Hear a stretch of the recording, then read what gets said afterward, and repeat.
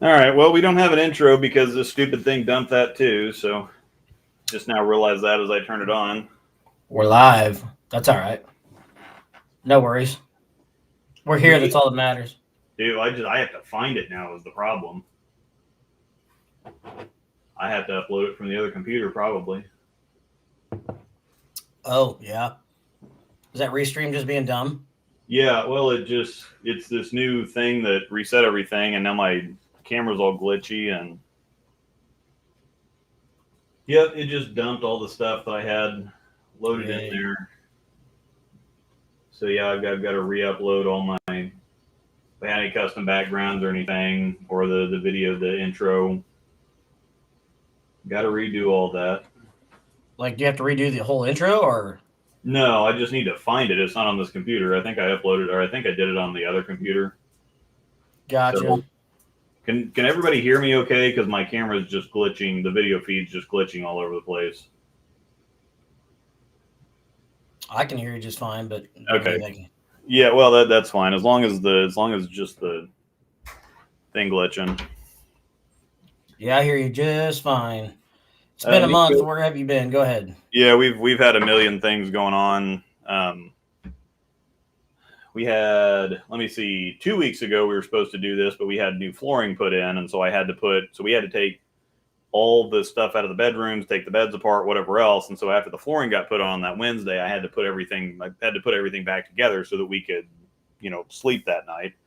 And then last week we went to at our zoo here in Topeka. They had zoo lights, so they put lights all over the freaking zoo, and you can get in there and walk around and see the lights and Yep. get all It's that. pretty sweet. So, yeah, it's just the last we were supposed to have some shows and it just didn't happen. So Which means it pushes back our 100th, obviously. So yeah, we'll have to yeah, square away some details on that now. yeah, not new computer. This freaking restream is 2.0 now. Yeah. This stupid, and so we lost the video feed from the doggo stream the other night, and then it was still broken when I got on here. It dumped all my stuff that I had in here, so our intro and custom backgrounds, whatever else, it just, and the captions, all of that stuff, it just flat out refreshed everything. So that's really annoying. Brunswick, you had one job. Yeah, Pretty I've had much. several jobs. So for those that I sound much better for those that watched Yeah, the doggo stream the other night where I had literally no voice. It's obviously still not completely back, but we're making progress and show must go on. yeah, We got some fun stuff to talk about tonight. Actually get a topic. yeah. We have a couple topics. Yes, we do. Believe it or not, I And I won know. some. Go We ahead. had we had a office party for my What work. is that? I can't read it very well. Pendleton. Pendleton Oh, okay. whiskey. It's Canadian whiskey. It tastes a lot like Crown. It tastes more like 40 Creek than Crown because Okay. Crown is so smooth that it just doesn't really even taste like anything. Yeah. So this stuff's pretty tasty. It's nice and dark. I like it. I'm just having something cheap. It's McKenna, is what it is.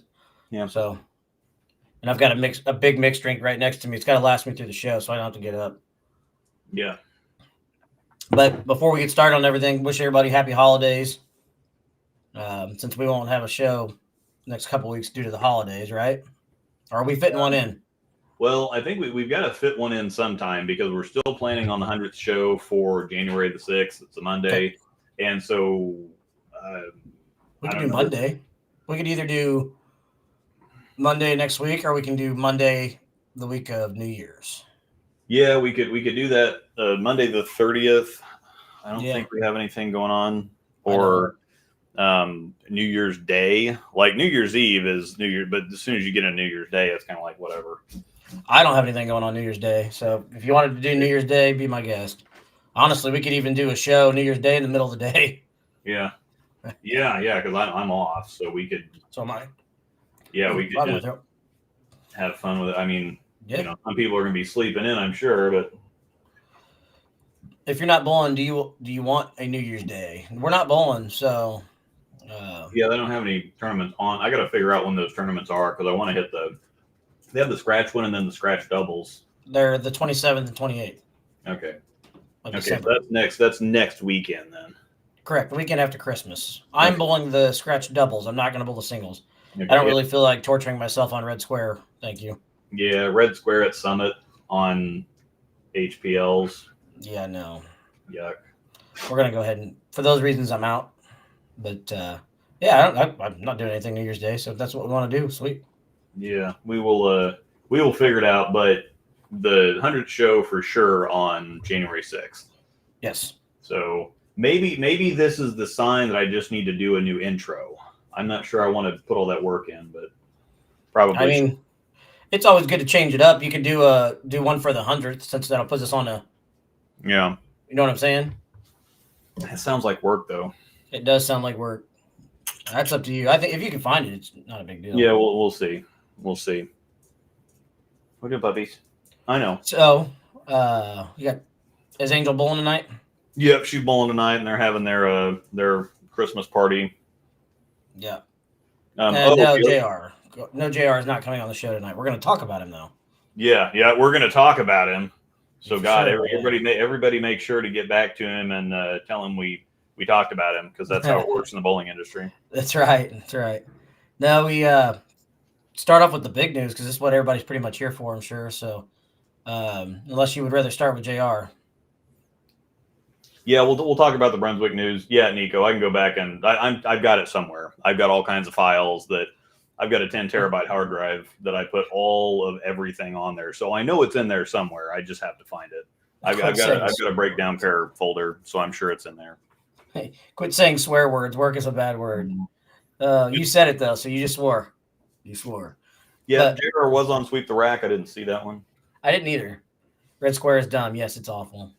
So the big news in the bowling industry this week, well, in the late weekend, whatever day it was, is Brunswick has purchased Classic Products, which is a big deal in our industry for those that are familiar with that. And it's definitely going to shake some things in the bowling industry. I know Luke has been around Classic. Well, you guys didn't use Classic. Did you use Classic when you were in the shop? We used Classic when Anchorman didn't have stuff. Now Anchorman folded, I don't know, it's probably been almost 10 years. Yeah, that sounds about right. 6, 7. Yeah. 6, 7 anyway. I think right as I got out of the shop in like 2017, 2018 is when Anchorman folded and they started using, or Grand Prix bought the distributor in St. Louis. And so they started using Grand Prix, but Anchorman was notorious for not having stuff, and so we would fulfill customer orders from Classic in Texas when Anchorman didn't have stuff. So we got so those that didn't hear, once again, Brunswick purchased Classic Products, which is a big deal. So, what are your thoughts overall? I mean, we can just get started out of the get go. Well, this is a good question to get us started, because a lot of people probably don't know what Classic even is. Classic is a big distributor. They're if not the biggest, they're very close. They've got a handful of locations in the U.S. as far as I know, but they're just a distributor. So basically, the bowling companies make the equipment, and then the distributors buy the equipment from the manufacturers. And then the distributors then send stuff out to pro shops. Now, some pro shops are able to negotiate through the manufacturers, or they buy packages. That's what a lot of stuff happens at Expo. If they buy enough stuff or whatever. I was never quite on that side of the whole thing. Jesse always made all the deals, and but people would buy some things in bulk from the manufacturer. But for most of the day-to-day sales and stuff like that, they just order through a distributor like Grand Prix or Classic or Ace Mitchell. I think what's the big one in Canada that they like, Buffa or something like that? Yeah, it's Buffa, because Buffa was wasn't he a Wichita State player? I think at one point in time, Mark Buffa, right? Yeah. I think that's the. I think you're right. So it's they're gonna read some stuff's coming in here. So we got some more. What other details do you have on that? Well, Tobias says Brunswick says nothing changes, business as usual. The press releases have said that Classic is the only place that you're going. Well, they'll continue to sell everybody's stuff, but Classic will be the only place that you can get Brunswick stuff, which would make sense, but also doesn't really make sense because it causes a whole lot of other problems. Yeah. And if Brunswick, I don't know if Nick is still in here, how much he can elaborate, how much he can say. Yeah. But they do have press releases out there, and if Brunswick says nothing changes, business as usual, then some people have their stories wrong or something. So they will sell everything except only. Okay, so well that's the thing is you can only get.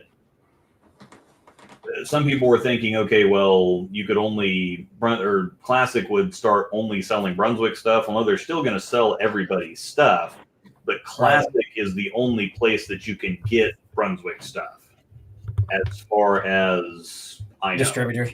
It's like as far as a distributor, is that what you're saying? So that's going to make it really interesting as far as other places like Ace Mitchell, Grand Prix, Bowler's Mart, Bowler X. I mean, people think of those as online sellers, but they're distributors that sell online. Yes. That's what the interesting thing.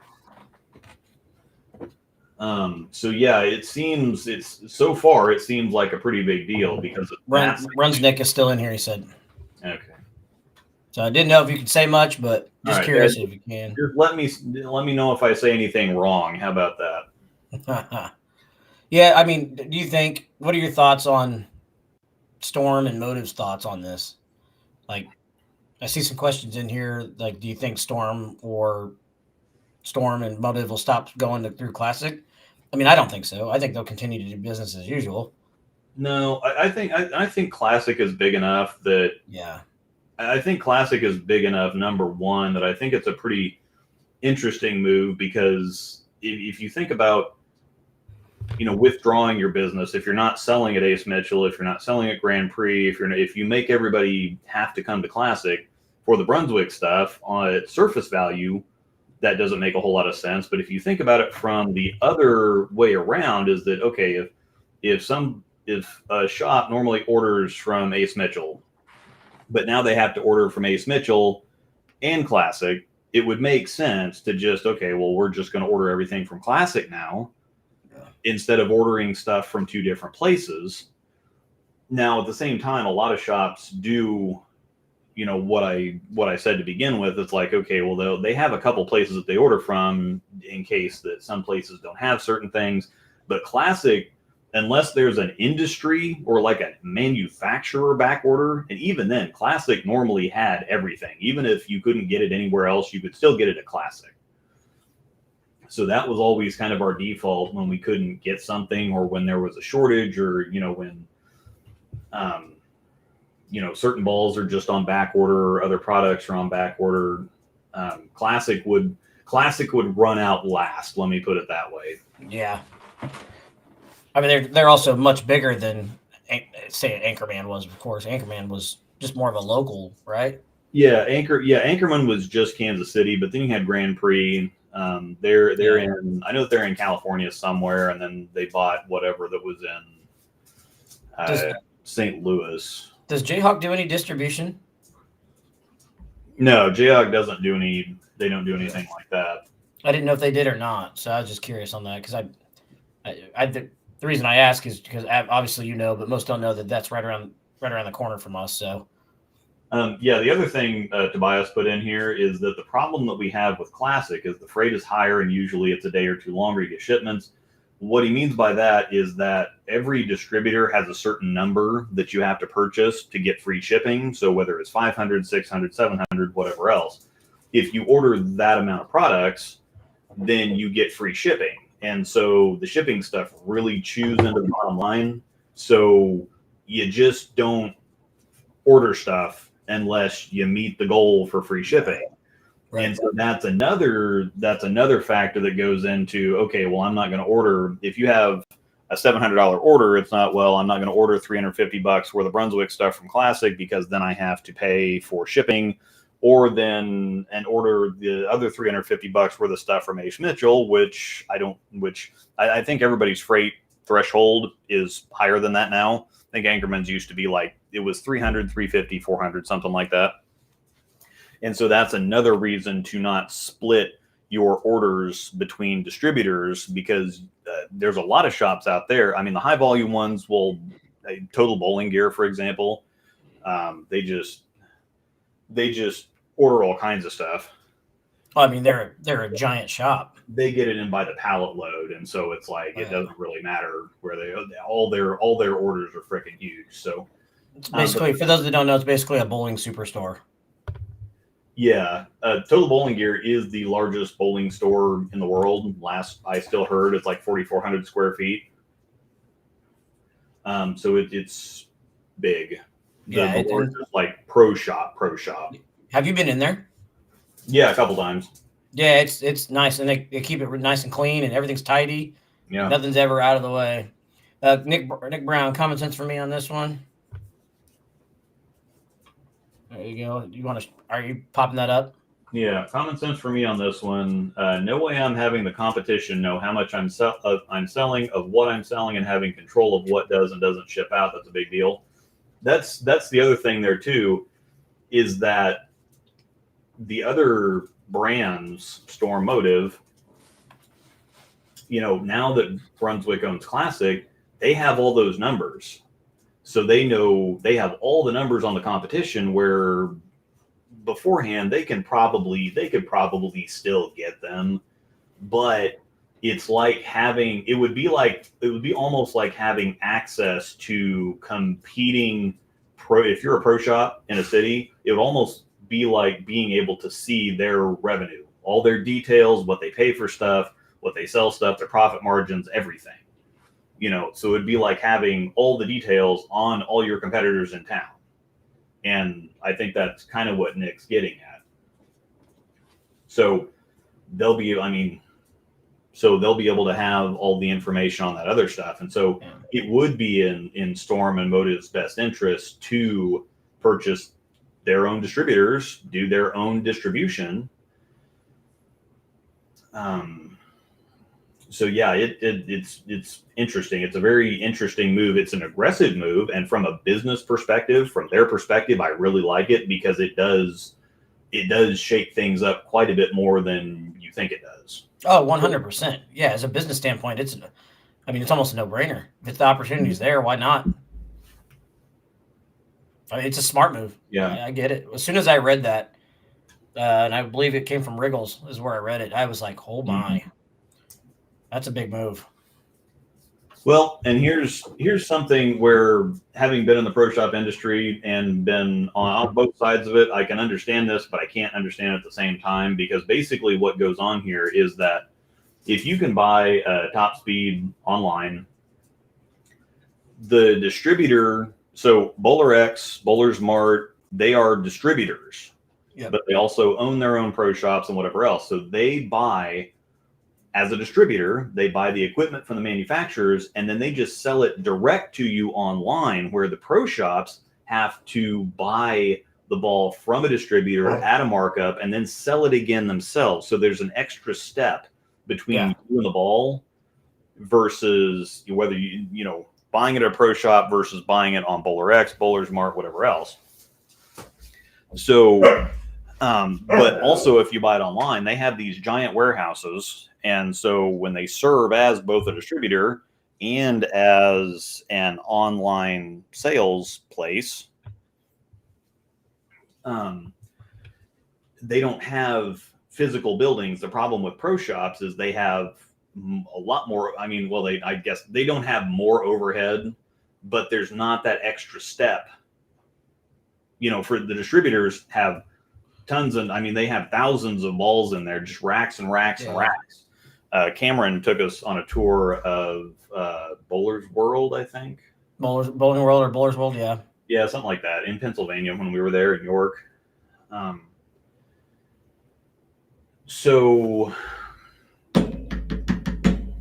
what you're telling me, though, is it cuts out the middleman, is what it does. Yeah, selling online cuts out the middleman. So the problem is that, sure, you can buy one of those you can buy something online for a certain price, but pro shops are buying it for more. So you look at something like the new physics. I think that I'm a little behind the times on. I remember what all the top of the line stuff used to be 7-8 years ago when I was in the shop. I know that it's more now, but the top of the line stuff costs the pro shop $150-$160, like this new Jackal that's coming out from Motive.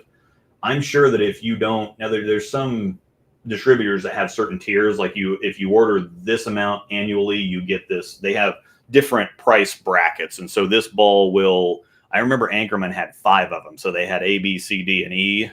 And if you ordered a lot from them, I think that was A, and so you would get the stuff at a significantly cheaper cost than if you didn't order a whole lot from them. So we ordered, all of our stuff from Anchorman basically, and so we cruised to and they give it to you based on the pro shop, not per location. It's like per business. And so In the Zone had 6 shops when I was there, and so we hit it. But the difference between the A tier and E tier was like $20 a ball, and that's freaking massive considering that pro shop margins are very, very small. I mean, pro shops operate on margins that will and do routinely close other regular businesses out very quickly. And so that's why most of the time you either have to have giant pro shops that do a lot of revenue, or it has to be something that somebody's doing as a hobby. So you either it has to be big, you have to have several locations, you have to do a lot of volume like Total Bowling Gear. And if you don't do that, if you're a smaller shop, it has to be owner operator. Otherwise, you can't pay somebody else to be in there. You're never going to make any money. So it's not so much that pro shop. I mean, yes, bowling balls cost a lot right now, but the MSRP is a real thing. The bowling balls, pro shops should be selling the top of the line stuff like that new Jackal for $300 before drilling. Goodness gracious. Because you hear it all the time on something like Bar Rescue or whatever else when they're talking about margins, and they say, okay, if your food cost is over 30%, you're going to go out of business. Yep.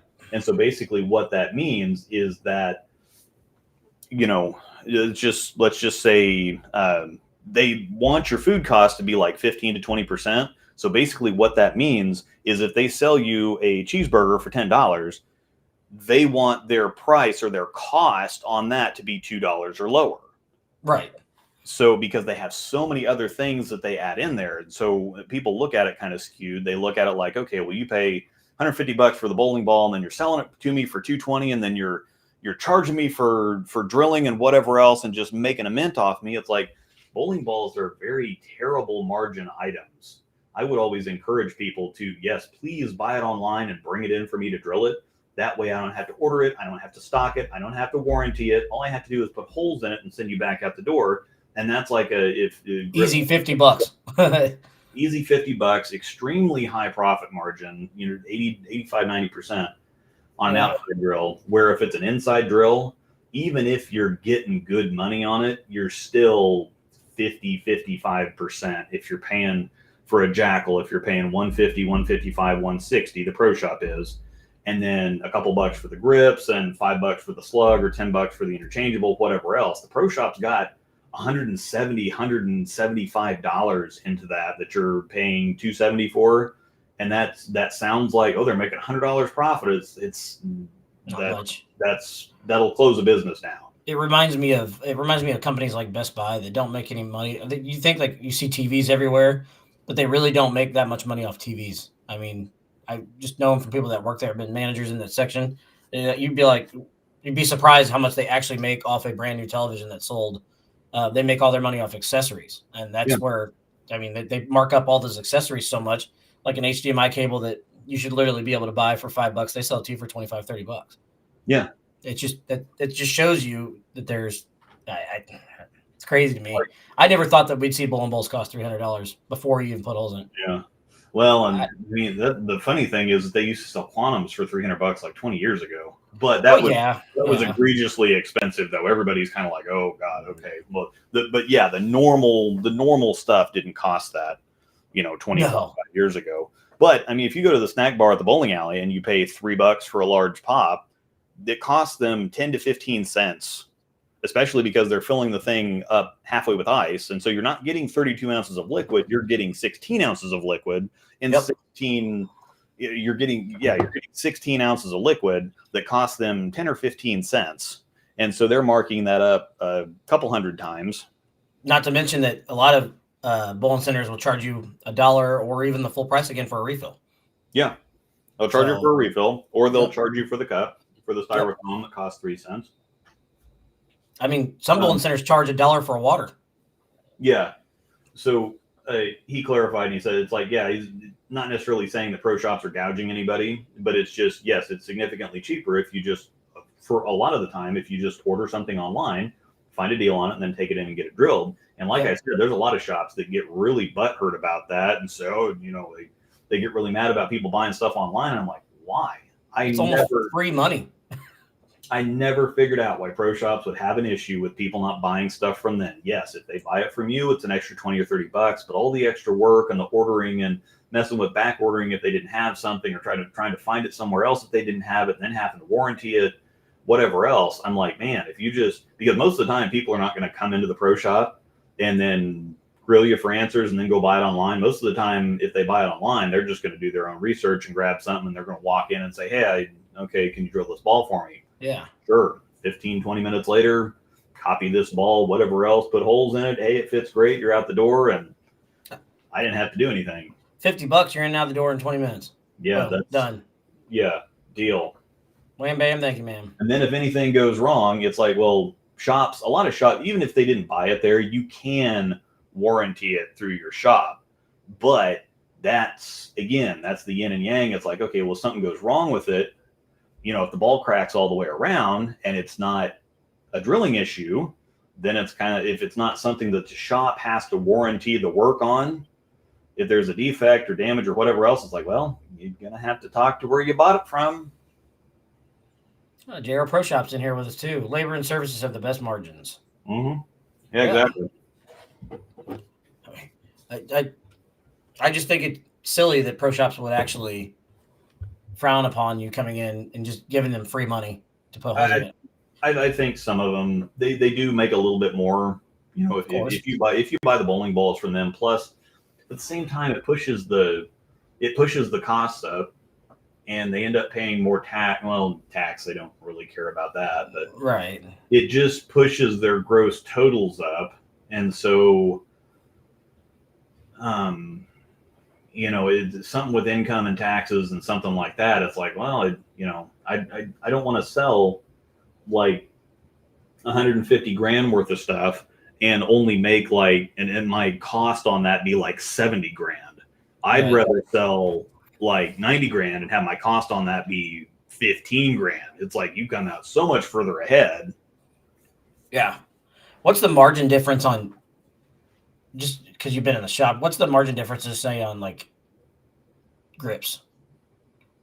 Grips, depending on if you buy in bulk or whatever else, most of the time from distributors, like 80, 90 cents a piece. And so if they charge you $5, $6 to put that's kind of a normal margin item. It's kind of the 15 to 20% cost on putting the grip in. Yeah. And then slugs, $3, $3.50, $4, whatever they are now. Unless you buy in bulk, they might be $2.50, $3. Is it about the same for switch?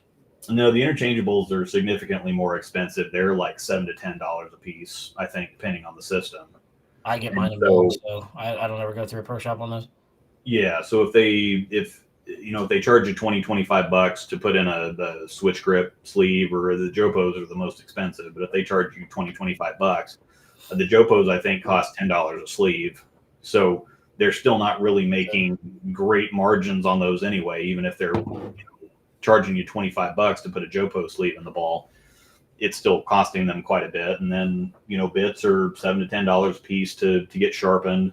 And there's 40 of those. And they're, the bits are $50 to $125 a piece to buy them to begin with. Right. And most shops have one full set of 40 to 45 plus router bits, plus backup bits for the heavy use stuff, like the 31 32nd, 1 1/4, stuff like that. So, yeah, just curious. I knew that they make a decent little bit or a decent bit off of those grips and stuff. So I thought it was pretty cheap that they get them for. Which is, you said how much was it, like 80 cents or something like that? 80, 90 cents. Yeah, grips are about 80, 90 cents a piece. And you charge about $5-6. I've seen people charge as high as $10 a grip.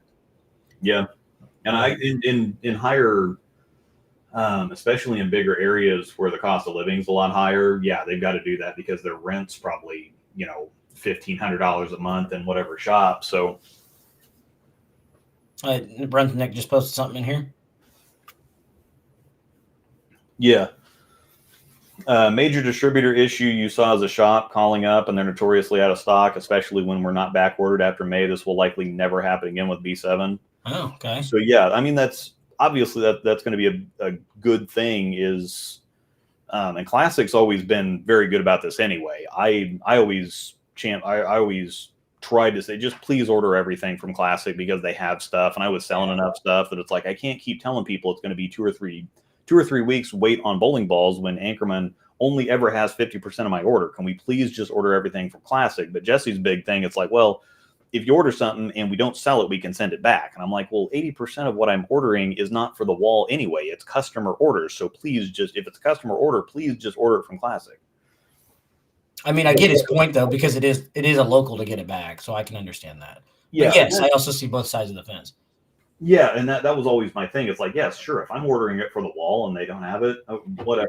Or, if we're ordering it for display, and if it's something that you're not really sure is going to sell, being able to say, okay, it's been on the wall for 6 months, I can just take it back to the distributor. I can just drive it back to the distributor versus having to sell it for either nothing or next to nothing or at a loss even, or shipping it back to Classic for like $25 a ball or $80 for a case or whatever the crap it was.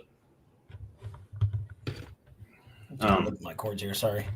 So yeah, this is a big thing, is being able to, if somebody orders a ball, being able to submit an order to a distributor and get it the vast majority of the time. Yeah, that is a big thing. In there's several good things going on here for Brunswick.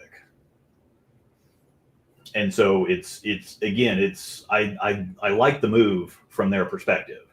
It does really shake things up for other companies, but that's how business goes. Oh yeah, it is. That's just, you always want to try to one up your competitors, and it's a bold move. Right. And do you see, I don't see Motive doing it, but no, see Storm making a move and doing something on their side of things? Oh, possibly. I would say it would be in their best interest. I'm kind of surprised it hasn't happened before now. Now that, when it finally comes out and say, oh, this happened, and then you start thinking about it, it's like, well, why hasn't somebody done this before? Well, yeah, it's kind of shocking it's taking this long to do it, but good for Brunswick on that though. Yeah, I don't know what's. Motive will continue to act stat quo, do what they do. That's not going to change anything. Yeah, Motive always has kind of operated within their own little bubble. Yeah. As far as I know, I don't know what happens behind the scenes in the greater industry. I'm sure there's a bunch of stuff that goes on that we don't know about. But Motive seems like at face value, they kind of always kept to themselves. They haven't tried to really go after any other companies or strike up drama or compete or whatever. It's like, no, we're our own company. We're just going our own direction. We're putting the horse blinders on. We don't care what anybody else is doing. We're doing what we're doing. Except for the purple tank. There was some shots fired on the purple tank. Let's be honest. I was a Motive staffer at that time, so I remember what we needed to share, what we were told to share. So yeah. We bought Ebonite International. Too difficult to have 1 year, 2 year, 3 year, 4 year warranty. Consolidate all 7 brands into 2 year. That makes sense. That makes sense. Hi, Puggles. What are you doing, pig?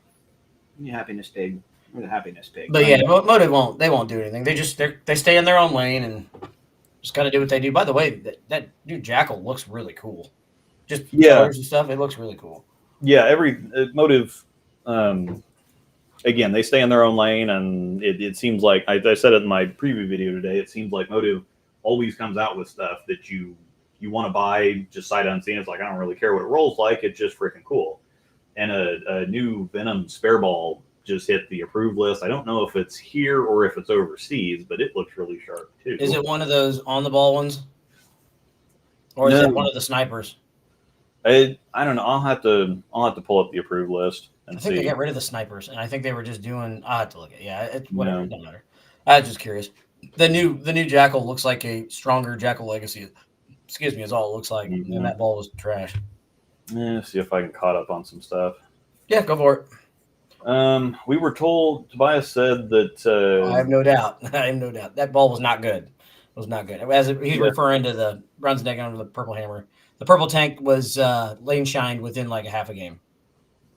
Yeah, this is a good point. Distribution doesn't produce money. It's just a required part of manufacturing. Letting someone else do it can cut overhead a ton for Brunswick. Might not need warehouses. Just let Classic do it. And that's the thing is because once you produce all this stuff, you got to have somewhere to store it. You can't just, unless you have your own giant warehouses on premises and then you're absorbing all that overhead. What you want to do is you want to make the stuff and then get it out of house, get somebody else to buy it, because then it's their problem. I know for a while that Storm was the only company that bought things back. Like if it didn't sell at the distributor, they would buy it back. I'm not sure if that's still happening or not, because they can still, I don't know how they do that behind the scenes. If they have a popular ball that they, somebody like Anthony Simonson wants 8 cases of original idols. It always seems like pros are able to find that stuff. And very rarely do they kind of throw a hook out there in the general population. They always just, so-and-so just decided to drill a fresh, a case of fresh alpha cruxes or something, Yeah. But that is a neat thing that they bought back old stock though. Yeah, I think there for a while they could kind of afford to. I don't think it's really that way anymore. I wouldn't be shocked if it's not. I think Brunswick's making some big strides the last couple of years, and so absolutely. I think they're putting a dent, if not, and especially with Brunswick's going this way and Storm was going this way with what they were doing. So again, I don't know what the numbers look like. Brunswick's going to know here pretty soon. Yeah, they're going to know soon. But I tell you what, Brunswick just keeps making B7 in general, just keeps making bangers, and when they do, it doesn't hurt ball sales one bit. So popularity is just going to continue to grow and grow and grow. HK22 has really been a game changer. Yep. Be interesting how it plays out, because they've cut out the other 7 distributors, since you'll only be able to get their product from their own distributor. And that's the interesting thing, because again, like I said, there's 2 ways you can look at it. You can look like it's like, okay, well, all of a sudden you can't get their stuff from all the other distributors, but they have something that's in demand. And if you can only get it from Classic, then you might as well just order everything from Classic. So it's kind of a power move. Yep.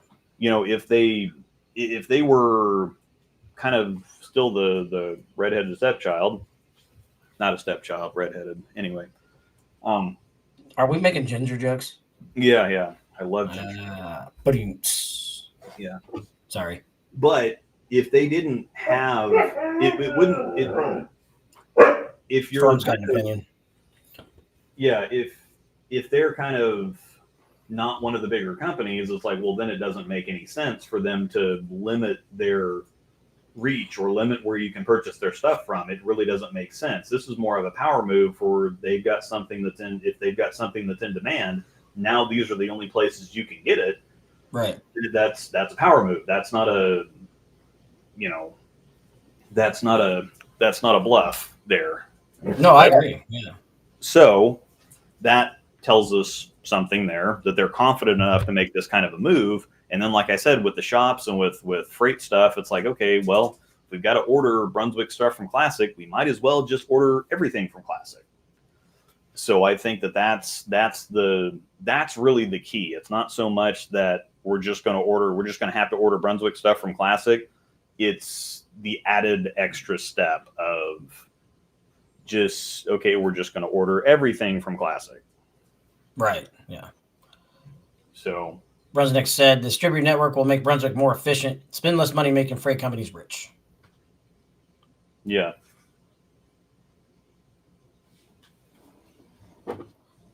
And yeah, I can see that. Yes, sir. Okay. Yeah, I think the I think Nick, what he's asking here is, say like Bowler's Mart and I was wondering this myself, like Bowler's Mart and Bowler X, they buy things directly from the manufacturer, or do they now have to like buy all of their Brunswick stock from Classic?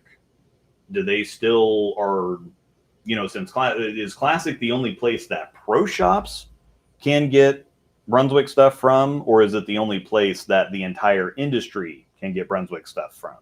And that includes buddies too, right? You said Yeah, Bowler's Mart, yeah, Bowler X, Bowler X, Bowler's Mart. If they're still able as a distributor to get stuff directly from Brunswick, then it doesn't. Then that's that's not that's not anything.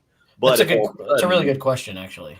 If all of a sudden, because yeah, that's a great question because that does make a difference, right? That makes a huge difference because if Bowler's Mart and Buddies and whatever else now has to order all of their stuff from Classic, which doesn't really make sense. They're their own distributors, and so I would think that.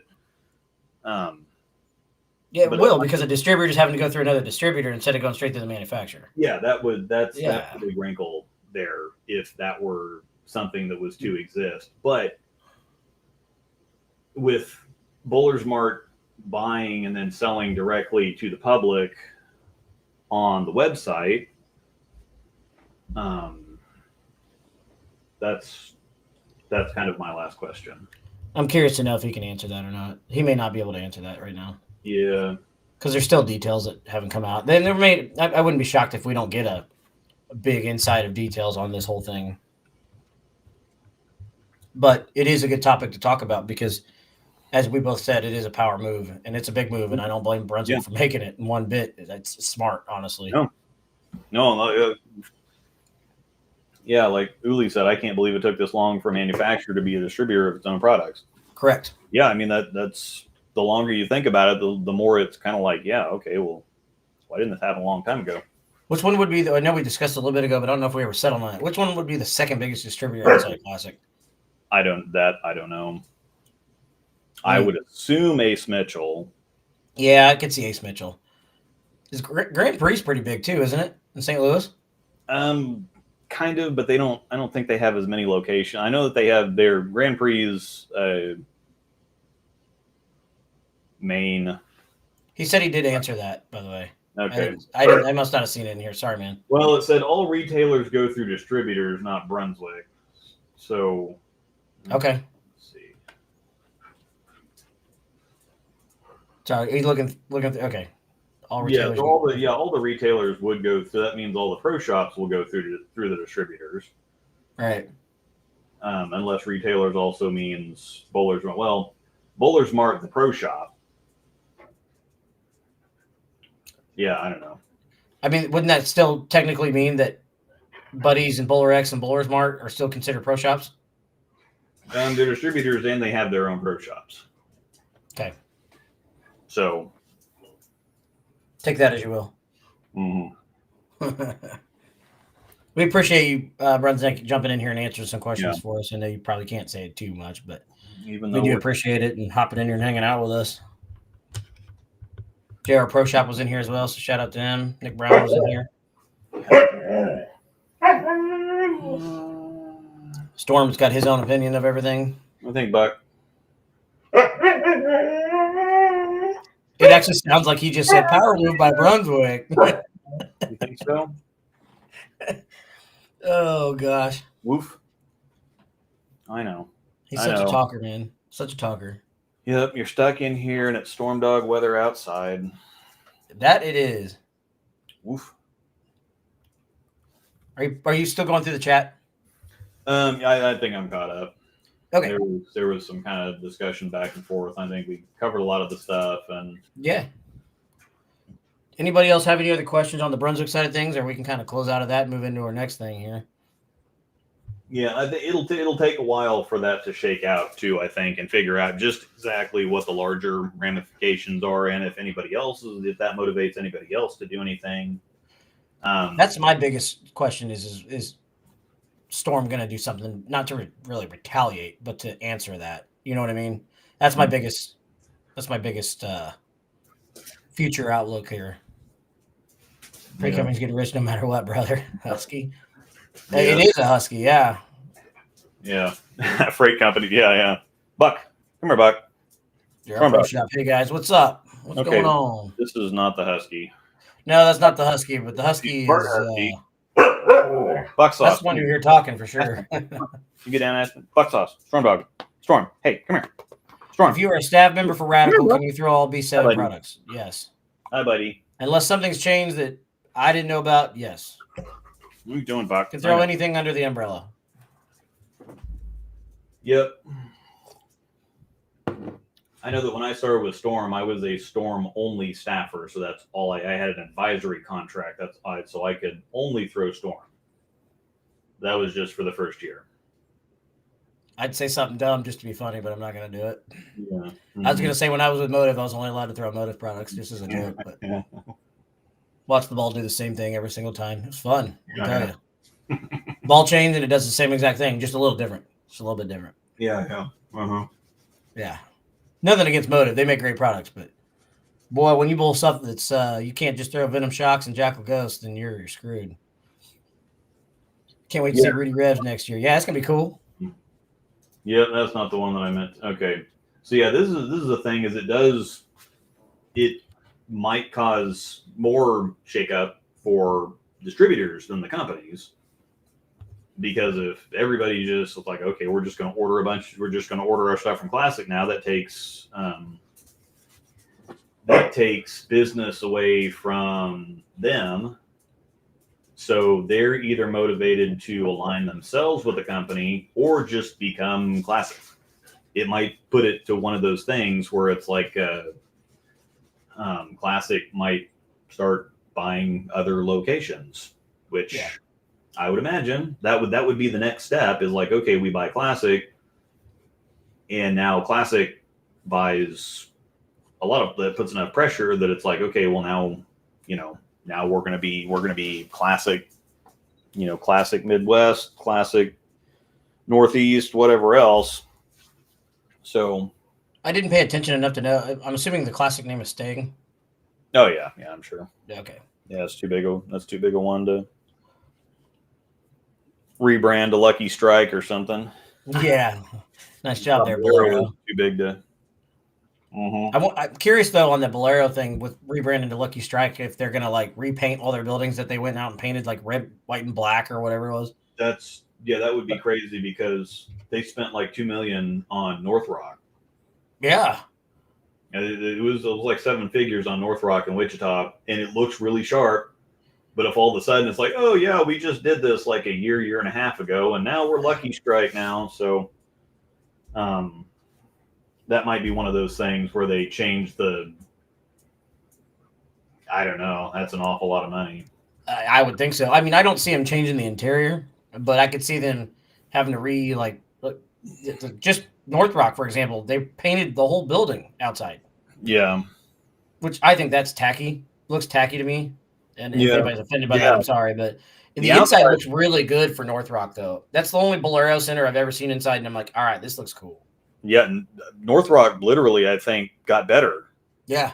I don't like the white masking units with the projection screens. I don't care for that too much. Yeah. Or if they need to put something on it, it's one of those things where they need to put something on the masking units when they're doing regular leagues and tournaments and whatever instead of just the white. It's like, okay, if you're not going to play TV or play stuff for just put a logo up there, Cosmic or whatever. Yeah, put something up there so there's something to look at. They could just say Bolero. Yeah. You think all they do is change the signs? That's what I don't know. All they're doing is rebranding themselves to Lucky Strike, from what I read. And so, the question is the logo is definitely going to change for sure. But the question is do they actually go into the centers after spending all that money after all the centers that they bought to go in and just redo all the interior again? It doesn't make sense financially, I don't think. Considering Bolero hasn't been doing this for about 5 years now. Yeah, they bought a bunch of centers over the last 4 or 5 years. Oh, and still buying more. Pumped a bunch of money into, remodeling a lot of them, overhauling everything, and now to just rebrand and go back and do it all over again. I don't know about that. I don't either. $100. North Rock to me is still the one that still gets me because I don't like the one thing I don't like about that down there. That was the only thing was the seating, having the red leather seats. Yeah. And the tables. We lost a lot of space down there. Yeah, it doesn't really work for bowling balls. No, at all. The uncomfortable bucket seats work quite a bit better to put bowling balls in. Well, yeah, because you can at least get 3 balls there. So if you're like crossing in a tournament or Swiss trios, for example, you can just sit 3 balls on one chair. Nobody ever sits down, so it doesn't matter. But yeah, except for the food and drink prices. Yeah, I'm sure those will go up too. It gets pricey. I don't know if Bolero's as bad as Andy B's in Tulsa though. My goodness. Yeah, Andy B's in Tulsa is rough. It might even be worse than Bolero. Broken Arrow's not that bad. What, I don't know, $22 for a pitcher of Michelob Ultra is pretty rough though.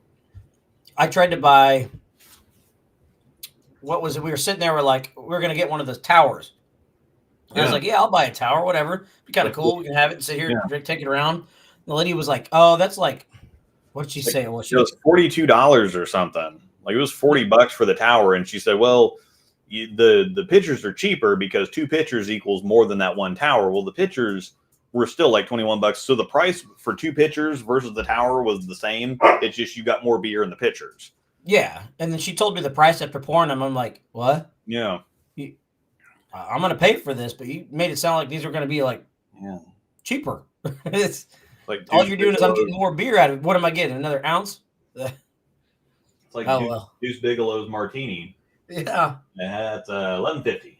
Not that we had a Bolero on the topic tonight, but yeah, that Lucky Strike though it's a little bigger than Michelob Ultra is rough at any price. I'm sorry, but I can drink it. Like if I'm looking for a light beer, I can drink it. Is it my favorite? No, it's not my favorite. But I can drink it. I'd rather drink that than Bud Light any day. And when I was in St. Louis last weekend for the holiday doubles, that's all they had on tap was Anheuser-Busch products. Obviously, you're in St. Louis. Yeah. So I was wondering if that was a requirement, but it may be, it may not be. But so I had to gut Bud Light all weekend. And I'm not a Bud Light guy. Yeah. They did have Bud Heavy, so I could have went that way. They did have Bud Heavy on tap. Yeah. That's okay. I can do that. But I don't know. Not when you do it over and over and over again. So, sorry to get off topic there. No, that's it. It's all bowling. It's bowling and bitch about bowling, but yeah. Mm-hmm. I subbed in a church league. No drinking, but most of the bowlers were cussing when they couldn't carry a miss a spare. It was hilarious. Was it Catholic? That's what I was just going to say. Is it a Catholic league? Because that's a totally different story. They can just go apologize for it later. Yeah. Jonathan, are you surprised that Mikael Holloman and AJ won? No, I'm not surprised at all.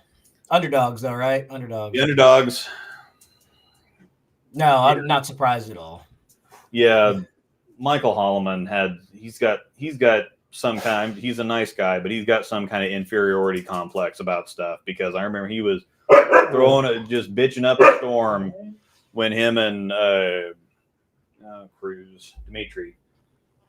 Dimitri won the Springfield doubles. Yeah. Oh, we were the underdogs and nobody believed we could do it. And it's like, whatever. Michael and Dimitri and nobody thought you could win that tournament. Like, come on, man. I'll be honest though, at Holiday, because I didn't see Michael and their squad, or they were, the left didn't look that great the first couple of days. It really did not look that great the first couple of days. I mean, you had a righty shoot 880 the first 3 and then shoot 300 game 4. I mean, and they didn't win. So, yeah, it just wasn't – the left wasn't there early, and I think it just got better the more and more they ran the house shot each squad because they had, 10 squads, 11 squads. So hey, well, don't screw with her then, you idiot. Okay, Pickles. I thought I heard somebody get mad. Yeah. Go bowl at church KCK or go bowl at a church at KCK. But yeah, you need to bowl that one year, Luke. So there's a church in – can't remember the name of it. There's a church in KCK area. It's got a basement, and it's got 6 lanes, I think, inside the basement of the church. And they do a little weekend. I don't know if it might be multiple weekends, but they do a tournament in the basement of this church. And it's always really hard, above ground ball returns. But it's you bowl 3 games and you have to move after each game. But it's really cool. It's a fun one to do. Just good luck finding parking. Yeah. But that's what he's talking about. Go bowl at church in KCK, beer, and there's plenty of beer. They serve beer in there. Mm-hmm. So he on Haas bitching about beer. Man, Jesus turned water into wine. That's right. Because That's right. they drink it all. Thanks again, everybody, for interacting with us on the Brunswick Classic topic. Yeah, I know. Now we get into we go ahead. Yeah, closing thought on that. No, I was just going to say, I know it's a little confusing for a lot of people because a lot of people are like, what is classic and why does anybody care? Yeah. So for the majority of bowlers out there, it's kind of confusing and everybody's making a big deal out of it. And I think a lot of them don't really understand why. So, yeah, that's why. That carried us through our first hour. Now we get to talk a little bit about a heater that old J.R. Raymond's been on. I know that you've kind of paid attention to it a little more than I have, so I'll let you get started on it. Yeah, I mean, JR's been he's a really good bowler. He's been I think he's got some regional titles. He's made a couple national shows, I believe. Yeah, He's had a YouTube channel for a million years. He works for Bowler X, run pro shops. He's run bowling centers. I mean, this guy's life has been bowling for God knows how long. And I didn't quite used to get him. And there's sometimes I think he's like, it's one of those things like you have to know what you're doing in order to simplify something. And sometimes, well, it's just, you get somebody that's like, well, this doesn't matter and that doesn't matter. And it's like, well, it matters. But it matters. But when you really know what you're doing, you know what things don't matter. right. So you start not knowing anything, and then you complicate things and get into all the details. And then once you know what you're doing, then you can simplify. It's just, you can't quite skip that step sometimes. And sometimes I think that, I wasn't quite on his wavelength before. Sometimes, I mean, he'd get into videos and he'd kind of like, oh, I don't know, it comes out of the box 3,000 or 4,000. It's a bit, or this ball's shiny, don't know whether it's a hybrid or a pearl. And I'm sitting there thinking, it's like, man, you don't even know the details. You're just kind of turning the camera on and just kind of, I don't know what's going on. I don't know what the numbers are. I don't care. I'm just going to throw the ball and see what it does. But then you get more into the details and it's like, okay, well, this ball should do this and it doesn't. So, or you get into it and it's like, okay, well, surface matters more than cover type because you can you have the gem line. If all three gem balls are at the exotic, the magic, and the original, if they're all at 2000 grit, you can't really tell the difference, even though it's solid hybrid pearl. And like, you can say pearl about the gem, but you can also say pearl about the astrophysics, or you can say pearl about the exotic gem, and you can say pearl about the astrophysics. Completely different balls, even though they're both ASIM pearls. The exotic hooks a mile more than the astro. But so I wasn't really the biggest J.R. Raymond fan to begin with. I'm like, man, this guy just kind of half-asses everything, and sometimes he gets off on tangents. I have no idea what the hell he's talking about. But I like to continue to listen because it's like, okay, well, he's got he's a good bowler. He's in the industry. He works at pro shops, and so it's like, okay, well, I'm just going to keep listening. And now I'm kind of getting the wavelength he's on. The longer I do this, the more I understand the way that he does things and why he says what he says. He's also very opinionated and very blunt. Very blunt. And I think that part of that comes from doing it for so long and dealing with people for so long. I try to go out of my way to kind of make friends with everybody and be nice. It's like, well, the benefit of the doubt, maybe I misunderstood them. Maybe they misunderstood me, whatever else. But then you just kind of figure out, it's like, some people on the internet are just idiots. And if you're going to waste a lot of time and effort and lose sleep over people that are going to be idiots, no matter how good you try to be or how well you try to communicate. And lately here, he's like, there's a lot of stuff that we just need to talk about. A lot of things that people don't understand. I'm sick of seeing these type of comments. And there's a lot of times where I'll just kind of skate by things. Whenever you put something on Facebook, you put a hot take or you try to explain something, and then you get a whole bunch of flack or people arguing or whatever else. It's like, okay, screw you idiots. I'm just not even going to put anything out there. Or rage bait. Yeah. Don't get me started on that stuff. I'll go for days on that. He's kind of gotten to the point where he's like, you know what? I don't care. I'm going to have the arguments. I'm going to put things out there. I'm going to tell it like it is. And if people have a problem with it, I'm just going to tell them to shut the hell up, or I'm going to make fun of them or poke at them or whatever else. And a lot of the stuff he's been saying, like the vast majority of the stuff he's been saying for the last year and a half, since he started getting really vocal and putting stuff out there, I agree with the vast majority of it. And even the stuff I don't agree with, I think is still kind of just lost either in interpretation or in perspective. Right. So, one of the things I disagree with is he says he had something about saying, well, bowling's not dying. The Masters or whatever sold out in 8 minutes or whatever that tournament was, the U.S. Open Masters, whatever it was. Was the Masters? Yeah, it sold out in 8 minutes. And he's like, okay, yeah, sure, bowling's dying. It's like, but the problem is that the industry is held up by the manufacturers, basically, because the manufacturers pump so much money back into the industry that through various different things, Storm has the Storm Youth Championships. Brunswick, I think, has the Brunswick Youth Experience or something like that they're doing. They're always funding all kinds of different things. And so if the manufacturers start having problems, the entire industry starts having problems. And competitive bowlers don't pay the bills. That's why Radical Phil Cardinale says it's like, yeah, I don't make bowling balls for pros because pros don't buy bowling balls. So it's one of those things that's like, okay, well, competitive bowling is doing really, really well, but league bowling is starting to fall off. Bolero buys more places. They're not Raise big the prices. Raising the prices in bigger areas. They're not worried so much about, they don't really want leagues even. There's a lot of them that have just kind of shoved leagues out because they, if you're in higher populated areas, open play is a whole lot bigger there. Leagues just cost them money. Wichita is a fine example of that. They shoved their best league out. It's now Seneca. We can make so much more money having open play because the city's big enough, we're busy enough to where, in a smaller town, you need the butts in the seats more often. They're not going to be, smaller towns are not going to be able to rely on open play, where bigger cities, like, yeah, we can fill 40 every night of the week with open bowlers. They're going to pay 3 times more for bowling than the league bowlers will. And just so everybody knows here, we're not talking just about Yaris YouTube content.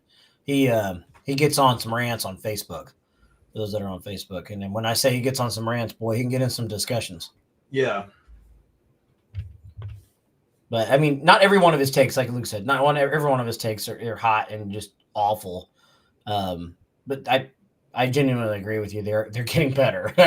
That's the best way to put it. I mean, some of the stuff he was putting out there for a while, though, was like, whoa, all right, this is off the wall. It's too much for me. I'll see myself out. Yeah. You know what I mean? But go ahead. If you were still going, and I kind of interrupted you there, but yeah. We don't interact with him a ton, but we just wanted to give him some kudos here because he's a very controversial person in the bowling world, is the best way to put it. I mean, would you classify that any other way? I mean, yeah, I'm going to say he's at least creating a lot of conversation. He does that, putting stuff out there, and that's the reason I don't really put stuff out there anymore. I don't want to spend my time arguing with people on Facebook, and so I basically kind of shut down any and all bowling talk on Facebook. I had my page on there. I don't do any of that. Nico keeps our page hopping, so again, greatly appreciate that. Yeah, we appreciate it. But I'm not going to put any more bowling stuff on my personal page. I might as well just kind of delete my bowling page because nothing else is going on there.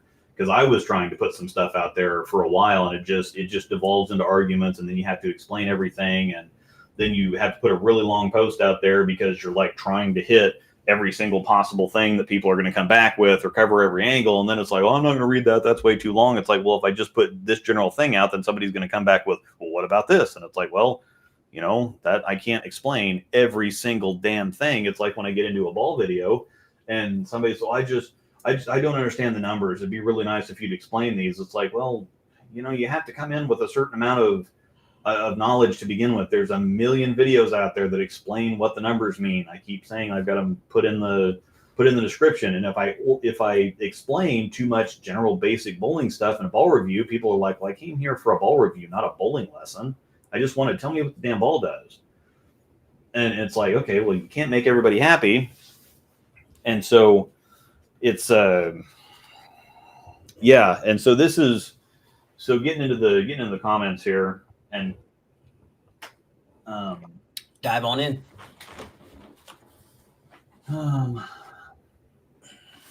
Yeah. Yep, cover stock strength matters a lot more than type. Yeah, that's one thing. I've been fighting that battle for a long time because the cover formula is infinitely more important than the cover type, because people is like, well, I'm looking for a hybrid ball. It's like, okay, well, ASIM, symmetric, strong hybrid, weak hybrid. You can say, oh, you can put out all these things. You can have some very long and sharp hybrids. You can have some very early and smooth hybrids. Something like the Summit. Like the Summit is a hybrid. Yep. And the High Road is also a hybrid. And those two balls do completely wildly different things. Like the Summit is one of the earliest, slowest balls I've ever thrown. And the High Road is one of the longest and sharpest balls I've ever thrown, or something, I would agree on the Summit. Agree on the Summit. I mean, because when somebody thinks Pearl, they think Skid Snap. They don't think exotic gem, but the exotic gem is a Pearl. Yeah. But, when you're thinking about, when somebody said, well, I really want a hybrid, they're not thinking about Summit ball motion, even though it's like, okay, well, just go buy a Summit. It's a hybrid. It's like, well, but I know that that's not the ball reaction that they're envisioning when they say hybrid. Yes, that's correct. I get that, yeah. So I've been fighting that battle for a long time. Yeah, I got to catch up on J.R. Raymond videos. Follow him on Facebook, because that's where the majority of his rants come from. Oh, yeah, Facebook. It's social media is most of it. His YouTube stuff is either coaching or ball review videos. So the stuff we're talking about really is not YouTube. So yeah, it took a long time for me to warm up to JR, but I like him okay and like his videos. It's funny that he acts like he doesn't even know the specific name of the ball half the time. I think sometimes he doesn't. Like there's a lot of pros that have no idea, or they mispronounce the ball name, or they just don't know. They don't even know what their own company's producing because they don't care. They just, okay, I don't, give me the black and purple ball. yeah. And it's like, you don't even know the name of the ball. It's like, oh, I don't really care about the name of the ball. I just care what it does on the lane. And I know the black and purple ball does this and the orange one does that. Give me all the purple balls, by the way. I'll take all the purple ones. JR's got some good coaching tips. I like him, never met him, but he's one of those guys that tries to be funny when he's not naturally funny. And some of that, like Jason Nelson said, is I just assume his presentation that pisses some off is intentional. It is very intentional. He's gotten to the point where he's been trolling a lot of people. He puts filters, the grandpa thing, the grandpa filter, or some of my favorite videos, because he put the grandpa filter on and he has, all these young guns and whatever else. And he's the typical bowler. And then he's himself trying to explain to the boomer what's going on while the boomer's complaining about stuff, and it pisses people off, but the skits are correct. Well, he's done some good stuff. Yeah. He's not wrong. I'm sure this is getting back to him. Yeah. He made Mikey melt down about layouts don't matter for the average bowler. He has my respect. And that's one of those things too. That's when I started to kind of, I've been the tech guy and the details guy. And so that was the biggest thing for me, is it's like, well, you got to give people the details about stuff. If you go to get a review for a TV, for a camera, for a softball bat, for whatever else, people are going to want to know the details and the specifications and whatever else. There's a lot of people for softball bats that want to know what is pressurized, what's the length, what's the weight, what's the whatever else.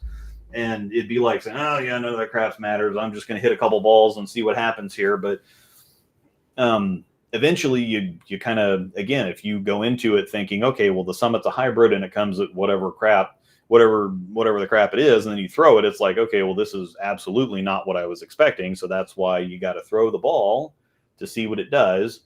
And at some certain point, I kind of warmed up to his way of doing things, because I can put all the details out there, but then there's a lot of people who don't understand ball reaction. And so they try to make it mathematical, or they try to really get down and dirty on the details, or they're like, okay, well, this ball has 2 points higher int diff than this other ball, so does that mean it's going to do this, that, and the other? And it's like, well, it may not. Sometimes the numbers on paper don't match what the numbers should match or what they're supposed to do, and because ball reaction, different games, different oils, different lane machines, different lane surfaces, different parts of the country, barometric pressure, how if it's a Brunswick machine or a Kegel machine, or what their cleaner ratio is.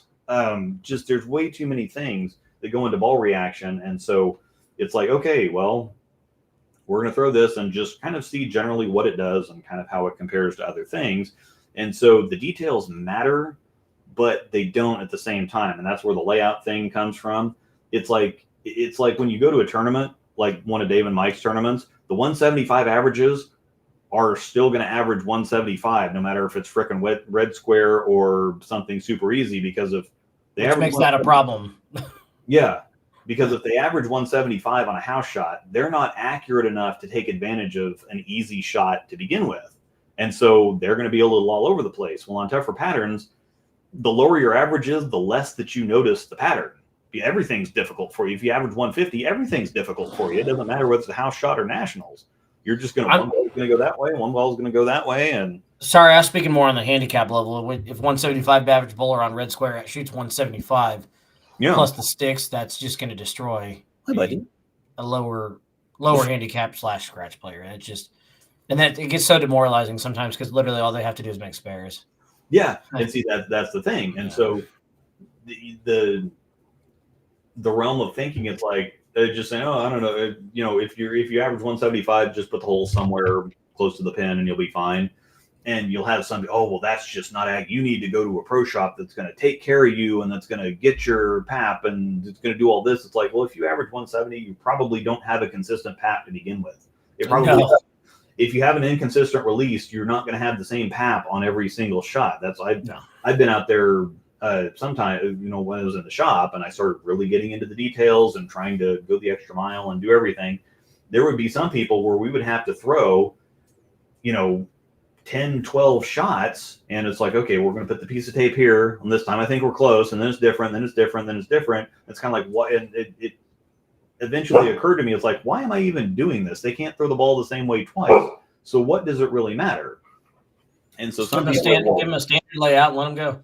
Yeah, if you don't pay attention to that stuff and you don't try, how are people ever going to get better if they don't have something that fits them or that's inconsistent or that's whatever else? And it's like, but at the same time, if they can't throw the ball the same way twice, the ball doesn't really matter that much. The layout doesn't matter that much. Just don't put somebody that averages 170 in an A-sim where it's going to matter more. Get them a freaking high road and do the finger method for the layout on the ball and give it to them. You just reminded me that I have a high road. I completely forgot about that. And that I've done it in so long. That goes against people's senses, but he's right as far as that goes. It's like, yes, it matters, but it also doesn't matter because of the situation or because of the circumstances. So somebody said on here that we should have J.R. Raymond on with us sometime. Oh, he was on Sweep the Rack the other day. I'm sure he'd join. I've had my fair share of discussions with him on Facebook a couple years ago. He had this kind of ball ranking rating system, and it was like -6 for pearls and 0 for hybrids, and I'm like, well, that doesn't really. And there wasn't that last year that he did that? No, it's been several years ago. It was really? I didn't think it was that long ago. It was before. I know he still kind of has something like that, or people are after him for it about it, but I don't really know that he does it anymore, because it did any kind of ball ranking ratings. I tried to do it 2 or 3 different times. It just never works, because that's a lot of work. Ball reaction is just not done on paper. And every time I try to write or rate something, it's kind of like, okay, well, if this ball is rated, it has to be a higher number than this ball, but that means that then it's a lower number than this ball. It's definitely not that. And so then the numbers get flipped and flopped back and forth when new stuff comes out. And it's like, okay, well, this is contradictory now. And so this doesn't work. So, especially when it Grandpa Raymond. Yeah, I'm sure that he would. It might have been late. I don't know why I thought it was really recent. But sorry, go ahead. Yeah, we can get him on here. I mean, if people would like to see him on here and let us talk to him, then Have at it. We can have some discussions. I think give Luke and him the boxing gloves. No, I'm just kidding. It'd be a good conversation. We'd be all right. Yeah, and I think the one thing is like here is he does come off pretty bitter and sometimes rude, but at the same time, if you know, get your own YouTube channel, get a big social media channel, or just go look at somebody else's comments.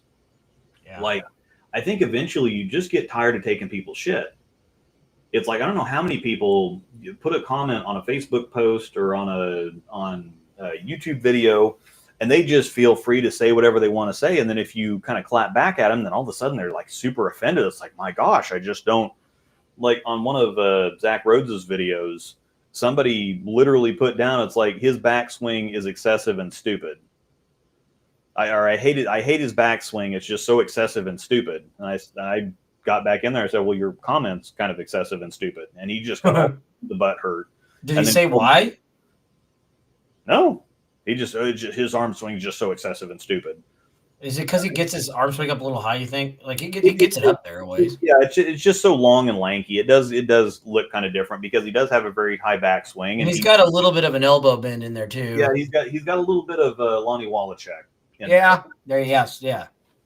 And so it does look kind of different. And I'm just like, whatever. It was just a bad day. And I said, well, your comment's excessive and stupid. And he just got all kinds of butt hurt. And he's like, you're gonna regret saying that. And I was like, okay, well now you're threatening me here. And then somebody else said something, just went on some tangent about how pro shops are screwing the industry and they're making a mint and whatever else. And I kind of clapped back at him. And then he starts talking about legal stuff and he's like, okay, well, I'll draft up a contract, and if I can prove you wrong, then you've got to delete your channel and whatever else. I'm like, man, you're just stupid. It's just the longer you deal with people on the internet, I still like to give people the benefit of the doubt because there have been several times where somebody has left a really rude comment, and I kind of talk to them. It's like, oh, they just misunderstood something that I said. And so we end up talking it out, and it's like, oh, okay. And I'm like, okay, well, I don't want to just shut somebody off because of a misunderstanding, or I don't want to clap back at them or be rude to them or whatever else. But there's so many times the reverse where I've put the effort into a conversation and all it's just done is devolve into madness, and then I've wasted like an hour or 2 hours of my day arguing with some moron in the comments section. And you get to a certain point where I think it's a lot of actors or whatever else that just kind of do their own thing. You eventually turn into Ricky Gervais or Bill Maher, and you're just like, I'm going to say what I'm going to say. I'm going to be arrogant and rude about it, and you're just going to have to take it. If you're an idiot, you're an idiot. I don't care. Like you have more time on your hands than I do because I don't give people like that the time of day. Like if I did, Amanda, I get the instantly. Even if Amanda just sees it on Facebook, I'll get a Jonathan Edward. And once I get that, I'm in trouble. Yeah. So I stay out of the doghouse. But yeah, if I even tried to get into anything like that with anybody, she'd just look at me and tell me I'm stupid and tell me to stop. Yeah, so I don't think it's that JR wants to shove his opinions down someone's throat. I think it's just that he has his opinion and he's going to put it out there. He's going to be firm about it. So there's no waffling. There's no mistaking what he thinks or whatever else. It's like, this is what I think. This is my experience. Take it or leave it. If you don't like it, sorry, but this is what I think, and this is just that. And there's a lot of times where it's like, okay, well, this is just literally information. Like I had somebody else that was telling me that it's like, oh yeah, staffers get stuff for so cheap and whatever else, and they said, yeah, I've got a friend that's a storm staffer, and they give me stuff for like $70. I get stuff from them for $70 a ball, and it's like, well, they don't pay that for that. It's like, well, this person wouldn't lie to me. It's like, I was a staffer for 10 years. I know exactly what they cost, and they don't cost anything different unless you're getting them. Yeah. If you're buying them from the company, you get them for this price. And people, there's such a thing as credit too. So if they pay whatever it is, which is not $70, it's 3 figures. But if somebody's has like $1,000 worth of credit in their account and they pay 3 figures for the ball and then they sell it to you for 70, they're still paying more than 70 for the ball, but it's all storm bucks, so they didn't actually pay for it. So they're still profiting 70 actual dollars. Yeah. To be fair, when I was with Motive, we did have a pricing tier. But I mean, we were able to get shocks, and that says something because of how good the shock is. We were able to get shocks for cheap. I'm not going to say the price, but yeah, well, shocks are still pretty cheap. Yeah, they are. But imagine a staffer price of that. I mean, no wonder Motive staffers have 75 of them in their freaking house. Well, that's the thing is that Storm doesn't have any tier. They have 2 tiers, really. Mm-hmm. I mean, the plastics, but for the lower end reactive stuff, the hustles are one price, and then everything else is a different price. Yeah. And so, like a physics blackout is the same price as a high road, basically. Yeah. So the price break gets bigger the more expensive the ball is. Yeah. So we were higher the tier of the ball. The bigger the ball, the more it costs. So like your jackals were obviously going to be your premium price, and then you drop down into the next line and the next line, and like venom shocks and venoms. Oh my God. Just fatal venoms. Just to throw those out. Super Enzos were cheap. We super align. Just to give you an example, biggest counterpoint to bowling being healthy is the rate of centers closing. Without access, the growth of high school bowling, junior gold, etc., it is stunted.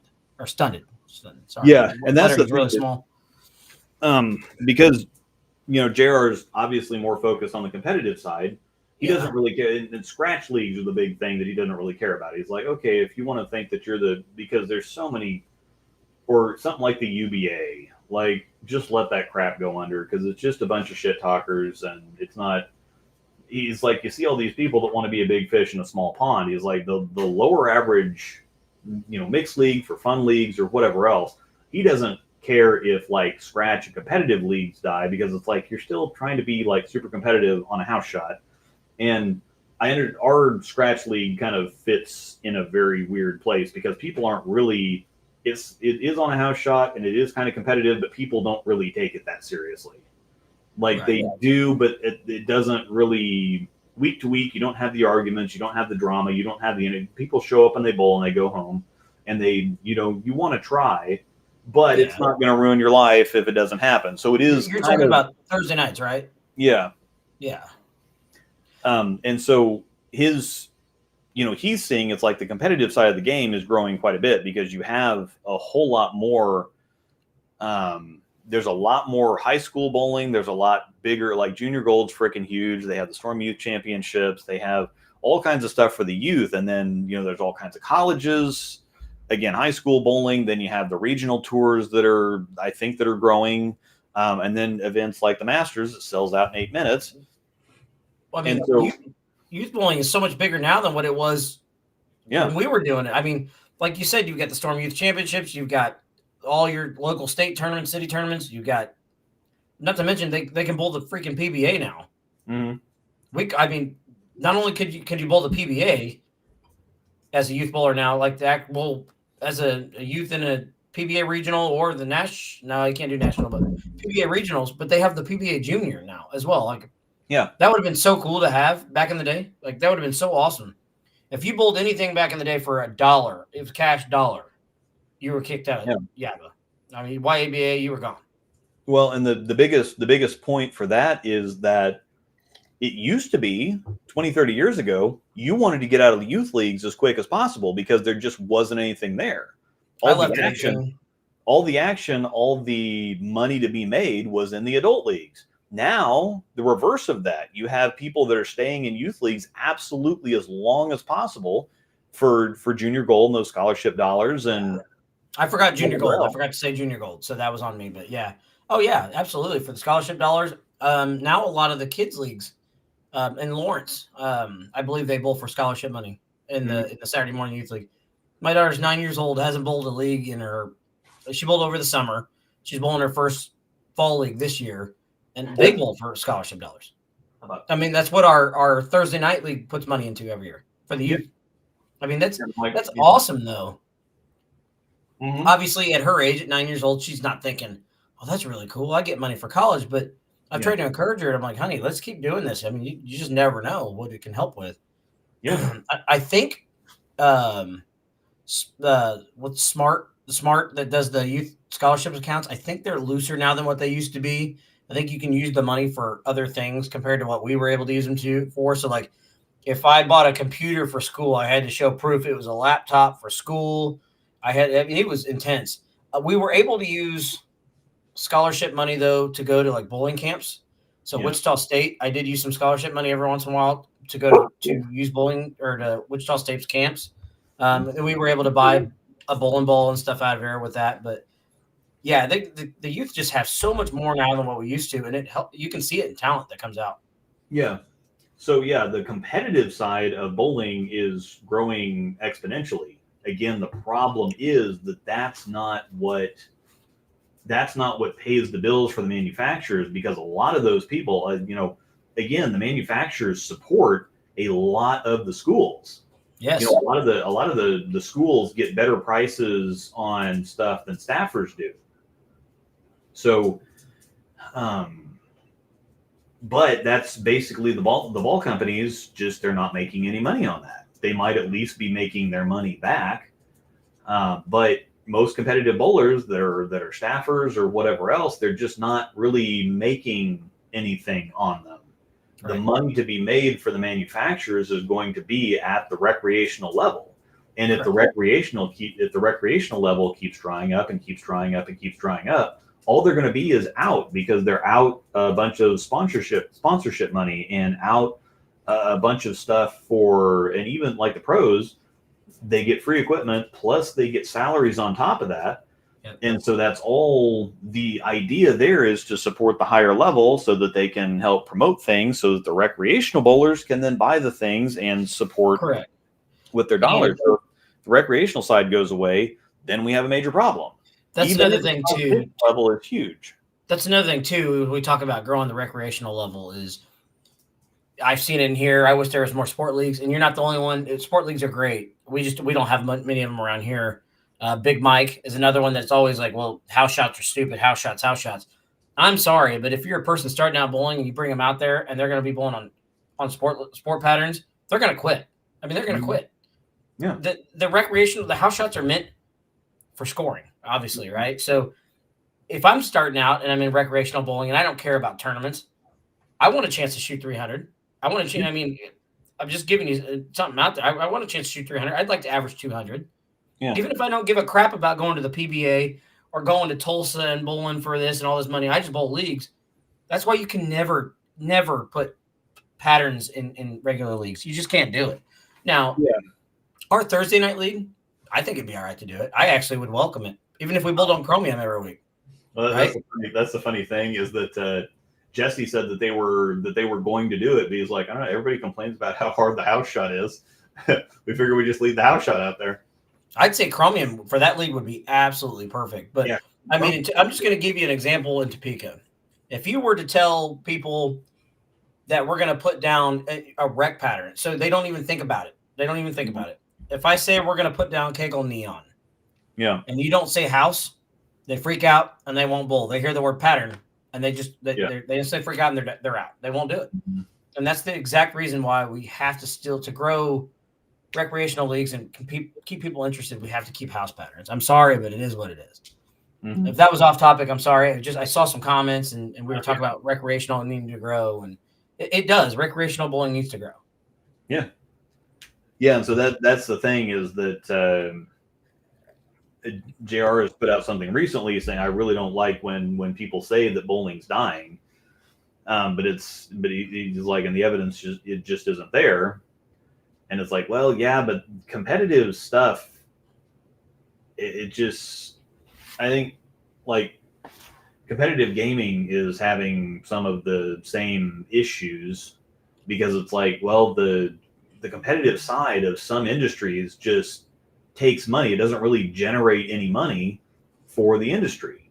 It just costs money to support these things. And I think bowling is kind of the same deal, where it's like the competitive side of bowling doesn't really generate a whole lot of money for the industry. It just costs the industry a lot of money. Woof. Woof. You agree? Woof.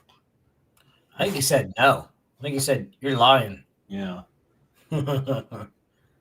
The amount of bowlers that get too caught up in the details continues to grow until you reach certain levels of consistency. A lot of it's pretty meaningless. And yeah, that's the thing is bowling is extremely complicated. This is why I go back and forth between my style of doing things and JR's style of doing things, because people, bowling is so complicated that people reach for anything that they can reach for, any kind of consistency they can reach for. It's like, okay, well, I think I understand layouts now. I think I understand covers. I think I understand cores. I think I understand or what an RG is and whatever else. And then they start trying, it's like, but I don't really understand how it all fits together. And they start trying to mathematically connect things. And it's like, you just can't do that. You have to get the experience. And you can't just look at something and say, oh, okay, well, I think I know what a low RG is now. And so because this ball with a low RG does this, that means that's going to translate to these other balls with low RGs. And it's like, it doesn't work that way. And so the more mathematical that people try to make things, it's just like when people request, it's like, oh, I'd really like to see this ball with another layout, or I'd like to see this ball with more surface, or I'd like to see this ball in different conditions. And it's like, the more things that people ask for, that just tells me the less that they understand ball reaction, because I can pull up any video, I can watch 5 shots, and I know what the ball is going to do with more surface, with less surface, because I understand surface. I understand what it's going to do pin up versus pin down, because I understand layouts. Right. And so I can just watch 5 shots with it, and that's all the information that I need, and I'm done. And I can imagine all that other stuff, but people that don't understand how layouts work, or don't understand how cores work, or don't understand how surfaces, different lane conditions, different whatever else, it's like me doing all that extra stuff in a video for this ball is not going to help you at all, because then you're just going to understand how this particular ball acts in these certain situations. You need to understand how all the individual things work themselves so that you don't need all that. Yeah, I agree. Yeah. So that's why, JR he's just like, put holes in this ball. It's this new motive ball. Don't know what that is. I don't know. It's 3,000, 4,000 is not too dull. They just, put some fingers here, and he needs to at least put the numbers up on the screen, though. Just flash them, even just at the beginning. I would think so. I kind of got away from it for a while, because the people that know what the numbers mean are just going to go to the website and find them anyway. And the people that don't know what the numbers mean, it just kind of confuses them. And if I put numbers up, it's like, well, that doesn't really help me because I don't understand what the numbers mean. Can you explain them? Yeah. It's like, I can't explain the numbers in every single video. I tried to do stuff like that for a while, and people got tired. It's like, well, you say the same damn thing in every video. And it's like, well, it's just doing my job. I mean, I guess that's true. I mean, I guess the numbers are easy to get. I mean, you can just Google the bowling ball, and you don't have to go to the manufacturer's website. It can take you to Bowler's Mart, and you can look at them. So yeah, but again, if somebody goes for a review on a product period, they want to know the specifications. Like if I get on to Amazon and I want to buy something, I want to know, if I'm going to buy whatever, I want to know dimensions. I want to know, if I buy a monitor, a TV, electronics, you need to know the specifications. Okay, well, I want a 4K TV. And if somebody says, I don't know this, here's this TV. It looks pretty good. It's like, well, that doesn't help me. Have you thought about, you may have done this in the past, but I don't remember ever seeing it. Have you ever thought about just putting numbers in the description, and then you just say the numbers are in the description? I put the link to the ball page on the website. Okay. I couldn't remember if you just put them there, or the people just don't want to make that extra click, or what. But yeah, I do infographics now. So I put the picture of the ball on the core. Yep, and I've seen it. Okay, it's this. Yep. It's this cover. These are the numbers. Whatever else. So I put it out there just to say I put it out there, but I don't really go too far into it anymore. Right. So at least I put stuff out there, and if it's too much for some people, at least it's there for the people that want it. If it's not there, then people have to go looking somewhere else for it. Yep. But I still appreciate JR's way of doing things. It's like, I'm going to step away for 2 seconds. Okay. I still appreciate JR's way of doing things, because if people get too wound up with that, I mean, most of the people watching ball reviews in the first place are people that are trying to get the information, because I don't even, some of this stuff, I know covers. I know, like, I can look at something and tell what it's going to act like if there's like whenever a new Black Widow comes out, for example, I know the general shape because I know kind of what it's going to do because I know the shape that core creates. Something like when the Vaporize came out, I knew exactly what it was going to do before it came out because it's like I know what cohesion does. I know HK22. I know this core. So I already know what the ball's. I don't even need to watch it. Like I could have written. There's a lot of balls that come out that I could literally just see. Okay, it's got this cover. It's got this core. It's these colors. I can write the review without ever drilling the ball or seeing it. You know what? I know, Buck. It's Buck weather. I know you're the poster child for it. If it's cold for you, it's cold for them. Bring them inside. If you can catch him, be my guest. Sorry. Because every single time it's like 20 degrees outside and we let him out for 5 minutes, he's uncatchable. He's starting like, to swim nope. up to my eyeballs there. Apologize. It's like I am staying outside. Catch me if you can. So You must be talking about Storm. yeah, I got off on a tangent. Sorry. Let me read comments here. I'll let you get back in the comments at least. Yeah, people are so willing to be nasty online. It's one of the biggest, and that's one of those things. I don't know if it came from Mike Tyson or if it originated from him, but people use him in the memes. It's like people are getting too used to saying things and not getting punched in the mouth for it. People at least they're not using Mike Tyson's cheeks. Yeah, I know. Slap them cheeks. And this is another one. JR was on Beef and Barnsley talking about how bowlers from the 70s and 80s couldn't compete today. That's a tough one to go back and forth. If you took them as they were out of the 70s and 80s against the bowlers of today, I would say absolutely. But if the bowlers of the 70s and 80s grew up in today's world, they would likely be completely different bowlers. But the one thing that you can't take away from successful bowlers in any era is that they know how to get the pins down. If Simo, for example, grew up in the 70s and 80s, he would be a completely different bowler, but I guarantee you he would still be as successful because some people just know how to bowl. He wouldn't be throwing it two-handed, I can tell you that. And so I don't think that JR meant necessarily to say, but at the same time, you have other, like, you could take Babe Ruth out of the 30s or 40s, but he wouldn't be the same player today that he was back then. No, I think he's talking more about the game, the bowling balls, the change of the bowling balls. Yes, I think he's talking about more about the game in general. He's not throwing shade at Mark Roth or Dick Weber or any of those guys. He's just saying that, you know, bowling has evolved so much. The coaching has evolved. Coaching for everything has evolved. I mean, we used to, when we were in high school, people used to play everything. You'd play basketball and then you'd play baseball in the summer and you do this. Well, now, if your kid plays baseball, they play baseball. Unless if they're going to take it seriously, they play baseball or they play basketball or they play football. Now, if they're just doing it for fun, then sure, you do whatever the season is. I will say a big reason of that, though, is the cost of things now, though. Cost of things. I just knowing like Raylan's gymnastics costs. If I couldn't imagine her. She bowls on top of it, but that's okay. That's not a big deal. But I couldn't imagine her trying to play soccer on top of it and everything else. It's good to teach them to learn other things, but you don't have the time. You don't have the time. It's 100% correct.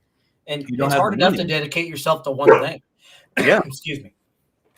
Yeah. If you want to be good at that one thing, and I think Ray is just built to be a gymnast. And so that's the thing that it's like, she likes it.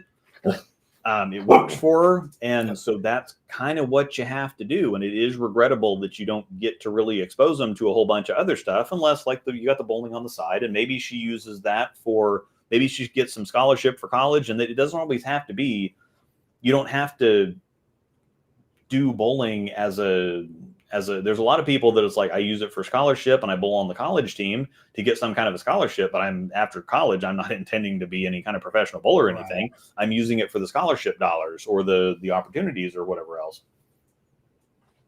Yeah, she's bowling, but you'd think that she's been doing it for 20 years. She fries out, man. That kid fries. Mm-hmm. It's almost so unbearable sometimes. I love her to death, but my goodness. Yeah. You guys were there when she shot her highest game. She ended up beating that last weekend. So yeah. She's getting good. Her release point's pretty good. I just got to teach her to stop. When she gets lazy, she starts backing it up. And I can tell when she's getting tired or lazy. But we'll fix it. What do you guys think about Luis Naples switching to two-handed bowling? He looks good and he's lost some weight. I think Luis's two-handed game looks pretty good.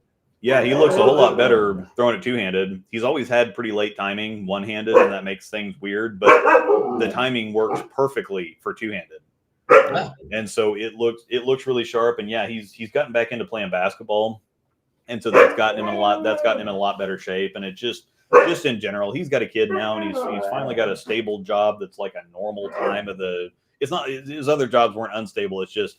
Having a 9 to 5 is a completely different experience because I didn't have a 9 to 5 until I was like 33 or 34 or something like that. Oh, really? And it's just a completely different experience working a regular job Monday to Friday instead of being, he's in Vegas and he's been in the casino world and he's been a pit boss and whatever else. And so it's late shifts, weekend shifts, whatever else.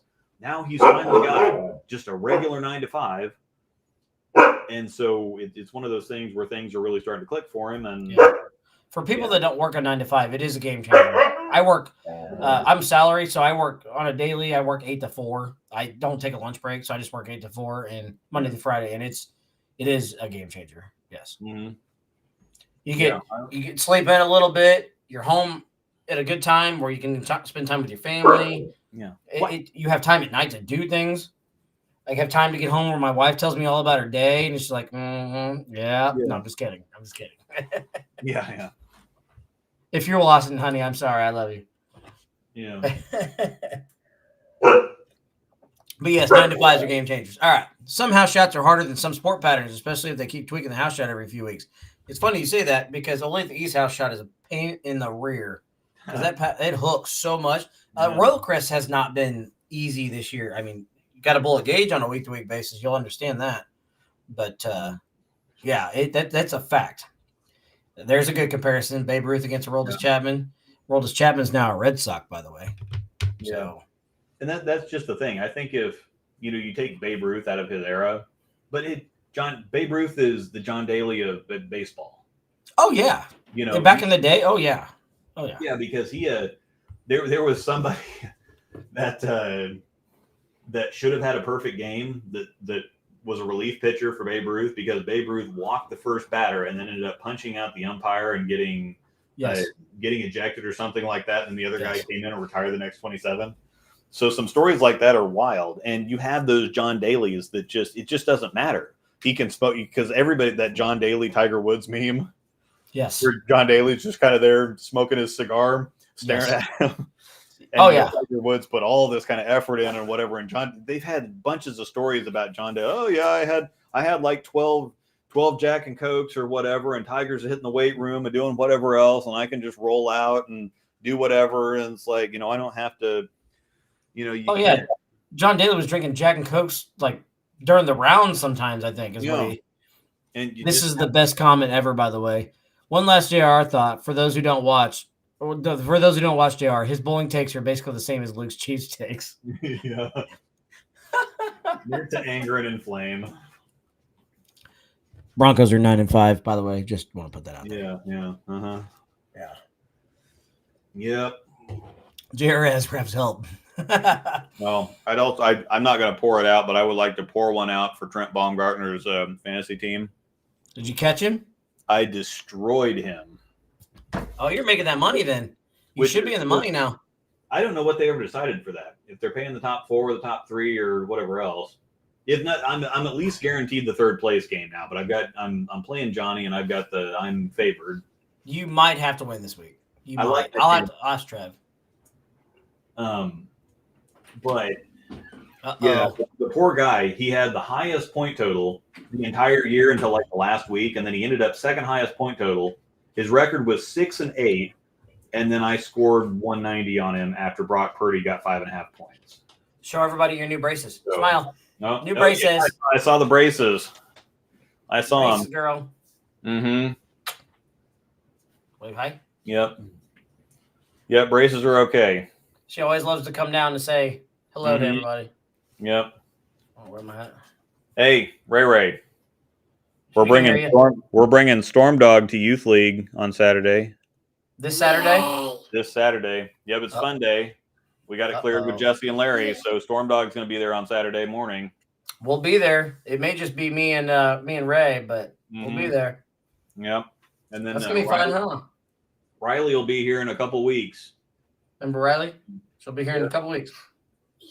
Yep, Riley. We're gonna bring her out to Youth League one day. There you go. She'll come out and watch a ball too. Yeah. She could even sub if you really wanted her to. Yeah, probably. It'd be very interesting. Yeah, we might have to make that happen. Who cares? Raylan's only got 2 on her team. They need a bowler. Yeah, we might have to do that. We'll get her some reps in, and then she can come sub. Okay, congrats, Ray. Braces were amazing for me. Yep, she's got a little bit of a crossbite, so she only has to wear them for 4 months, I think. Yeah, and she's only got them on like the front 6. Yeah, but first couple of days she was pretty sore, but she's doing good now. All right, my head's shining too much. See, you're getting some shout outs here. Yep, they like your glasses too. Yeah, like your glasses. You said thank you, right? Okay. Yeah. You hungry? I'm eating ramen. Okay, go eat some ramen. We only got about 11 minutes or so. Ramen. Say bye. Bye. Okay. You're weird. Oh, goodness. I always go the wrong way. I try to get in the middle. Goodness, you just slammed doors. Holy crap. I try to get in the middle of my stuff here. I can't block out that Bronco logo there. So Are we talking Aaron Judge in the regular season or in the playoffs? Did you see, by the way, that they traded for Cody Bellinger? And Cody Bellinger is married to Aaron Judge's ex-wife. Not Aaron Judge's, Giancarlo Stanton, who's on the same team. Oh, yeah. Talk about awkward. Yeah. That's kind of rough. Yeah, it's rough. See, that's bad because I'm not necessarily a Yankees fan.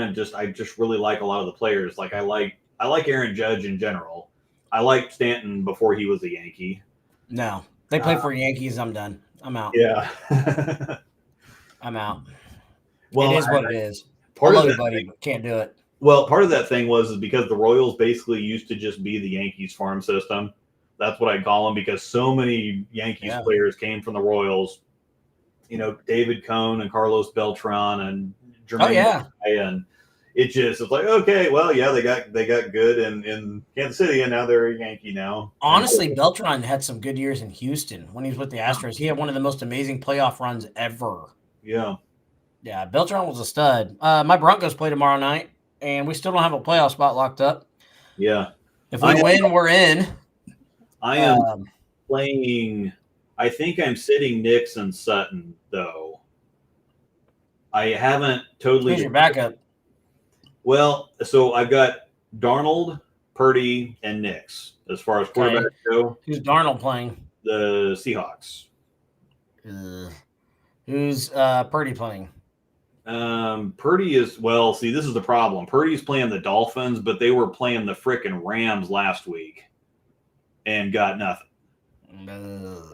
So that's the thing is I made the smart decision and played Purdy against the Rams. I mean, the Rams of Detroit just had this frickin' score fest. They scored 85 points or whatever the crap. Well, the Rams didn't score a touchdown they played a game they didn't score a touchdown. Honestly, I think Bo Nix is going to bounce back. Yeah, he still had 3 tuds. The other day. By the way, the most beautiful play of the week was that fake trick or that trick play that the Colts tried to run, and then the Broncos intercepted it for 6. Yeah, like that was so. I was a little turned on by that. I'm not gonna lie to you. Yeah. But, I'm excited. 9-5. We still not even locked into the playoffs. That's the part that pisses me off the most. But so what happens is we all we have to win is one of our last 3, or Cincy just loses a game, and we do play Cincy in 2 weeks. But I'm really hoping that we play Kansas City week 18 in Denver, and Kansas City sitting all their starters, or we just win tomorrow night, and we'll just call it good. But I think we lose tomorrow night. Yeah, but the thing with Darnold playing the Seahawks is the Seahawks offense is so bad. Well, it is bad because I think Geno's out. Minnesota is going to have the ball. Oh yeah, because they had that Howell or whatever his name in last week. Howell, yeah, not good. He was awful. He got annihilated, and so I think it's just not that Darnold is going to have the offense is going to have the ball for so much time of the game that I think that's just going to there's just going to be too many opportunities. I am playing Sutton. Mike Evans had a huge week last week. Jahmyr Gibbs is on the uptick now that he already if you There's had no him Montgomery. if you had him and Montgomery, you could legitimately play both of them. If you had both of them on your fantasy team, they're both starters every single week, no questions asked. Now Montgomery's out, so Jahmyr is the workhorse. I've got Chase Brown. He's definitely in. Trey McBride is my tight end, but I've also got Jonnu Smith, who's been going nuts for the Dolphins. But I'm probably going to keep riding Trey because he just scores. Then I've got I'm playing Bucky Irving over Jonathan Taylor because Jonathan Taylor's a dumbass. Well, I know, but Jonathan Taylor's playing Tennessee. I got to play Jonathan Taylor there. Yeah, Bucky is hurt, but yeah, that's really tough to leave. Well, it's really tough to leave Bucky out of a. But again, he kind of hurt me a couple weeks ago when he got 3 points because he got out. But yeah, that might be a coin flip. Jonathan Taylor's my favorite player in the NFL right now, probably in NFL history. Yeah, and then I've got sarcasm. Aubrey for the Cowboys because the Cowboys' offense sucks and he kicks a lot of field goals. And then Green Bay's defense. Okay. But yeah, I've got Jonathan Taylor on the bench. I've got Jerry Jeudy on the bench. He's been going really, really big. I'd play him. And that's the thing is I've got to sit Evans or Sutton for him. Well, it depends on if Jameis Winston's going to play. Jameis got sat the other day, but Judy's been good, man. I am very spoiled for choice right now because it's again I'm either sitting Bucky Irving or Jonathan Taylor or I'm sitting Cortland Sutton or Jerry Jeudy. Yeah. I'm in a dynasty league, so everybody knows. I just want to brag a little bit here just for a second. I'm in a dynasty league where we have a super flex, so we can play two quarterbacks. And yes, in the first round of the playoffs last week, I had Josh Allen and Jared Goff. Mic drop. Boom. Man. You're welcome. And yes, I put up a lot of points, and which means I'll get my ass kicked this week. But John Lander, Nolan Arenado listed to the Red Sox as a team he'd be willing to be traded to. Any thoughts? I like Arenado. It's hard to not say no. It's hard to say no. He's been around. Last year worried me a little bit, but my God, he's a defender. I wouldn't say no. I'd take him. I feel like he'd give me more of a JD Martinez type of year in his last couple of years. I'm good with it. Sounds like I have a feeling we're going to end up with Bregman, though. But it's all right. No way, we just need ownership. Here we go. I'm a White Sox and Bears fan, so I'm rooting to move the hell out of Illinois. My Missouri Tigers actually play the Bud Light bragging rights game. Actually, I think it's Busch Light now. But we're playing the bragging rights game on Sunday against Illinois, and that's a big rivalry. We beat Kansas last week, beat out Kansas, and now we need to get our other rivals, and then we can lose the rest of the year. I don't give a shit. So. Actually, it's hard for me to say that because we're like 11-1 right now. So, you know what I mean? Yeah. And Caleb Williams is trash. I'm sorry, everybody. Just wanted to put that out there. Yeah. We got about 5 more minutes. Of course, we'll get into sports talk. We actually had a really good night of discussion. It's been a really good night to do that. We had some stuff to talk about. So yeah. We had a really good night live views, too. I appreciate everybody interacting. We had Brunswick in here. Shout out. Yeah. JR Pro Shop in here, shout out. Nick Brown got in here with us for a little bit. Just to mention those guys that everybody knows, but everybody else that has joined us tonight, we really appreciate you. You guys rock. A lot of our loyal viewers are in here, and hope everybody that has to go back and watch this show enjoys the hell out of it like we do. So, yeah. Are we planning on doing a show next week, or what are we thinking? It'll probably be the week. Christmas is next week, so I'd just say Christmas week, no go. Yeah, I'd prefer not to do Christmas Eve. Amanda would kill me. Yeah, we'll do it New Year's week, whether it's the Monday, whether it's on New Year's, whatever else, we'll figure it out. Honestly, I could do New Year's Day. We can even do midday. Yeah, that might be a do a Happy New Year's stream. That might get the most. That'd be fun. So. We might just plan on that, and then the 100th show will be on Monday the 6th, because if we don't do it then, my daughter's going to be here for a couple weeks after that. We're not doing anything while she's here because they're only here once a year. And then by that time, PBA season will be started by the time we get into February. Yeah. So we won't be able to get anybody like a Packy or a Zach Wilkins or Brad or whoever else. So I will text Zach Wilkins as soon as we get off air. okay, January 6th. January 6th. So I'll get Wilkins. You need to send a message to Lockwood. That would be Yeah. actually a really good one to start off the night with. Yeah. It would be a Lockwood. Wilkins to go back and recap his season going in, expectations going into next year would be fun. If as long as he's free, he will join us 100%. Yeah. I will reach out to Brad. Brad's kind of a pain in the ass to get caught up to sometimes with some things, but yeah. Did you see? I didn't send you the picture the other night when he was in the booth and I was stood behind him for a little bit because Johnny was on the pair right in front of him, and I took a picture of him when he's sitting there talking to Flanagan, and I screenshot it or I captioned it, sent it to Amanda. I said, "Look at this D bag." But what else are we thinking? Who else do you think we can get? I wouldn't go crazy because we'd like to at least get some chat in here. Yeah. Depending on how busy he is, I could probably get Packy too. I could probably get Stu Williams, depending on what they're doing. I think that college is kind of slow enough that I could probably get Julia Bond. You just tell me. I'll work on Wilkins. I could probably get J.R. Raymond too. If you want to. I mean, again, I could get Hutch from Hype. We need some Hutch in here. We need some hype in our life. Yeah, we can get kind of a mixture of a little bit of everybody. We can get a YouTuber. We can get a pro. We can get we don't really have a relationship with Machuga. He would be a good chat, but he would be a good chat. But yeah, we don't really have an in with. I could probably get frickin' Tom Clark, but if you want Tom Clark, but I'm not sure he was on Beef and Barnsey a month ago, and things were kind of weird. And I'm not. Again, that's the other thing that we didn't quite get into earlier was that there's all kinds of weird things going on. I mean, Brunswick's buying Classic. That's a big shakeup. Bolero rebranded, and so I don't like the writing on the wall for that. Because if they're rebranded, Bolero is bowling. I mean, Lucky Strike kind of is bowling too, but it also has other stuff. I think Bolero was rebranding specifically to get away from the bowling specific image. Now that the more PBA Manufacturers Cup thing has come out more, I wouldn't mind to chat with them about more details with that. I've got a laundry list of questions. Pretty sure I'm hearing that they're banning urethane from that as well. So when they do that, so that'd be an interesting topic. Pretty sure that the manufacturers, the players on the teams, have to use current balls that are not urethane. So it'd be fun to talk about it. I don't know for the 100, unless people really want it. We still want to BS, but still have some fun. Yeah, I don't think that would quite fit. But I think getting him on for something separate would be good. But let's get friend of the program here, Wilkins. If he's free, you can try Packy. Stu would be a good one to get on.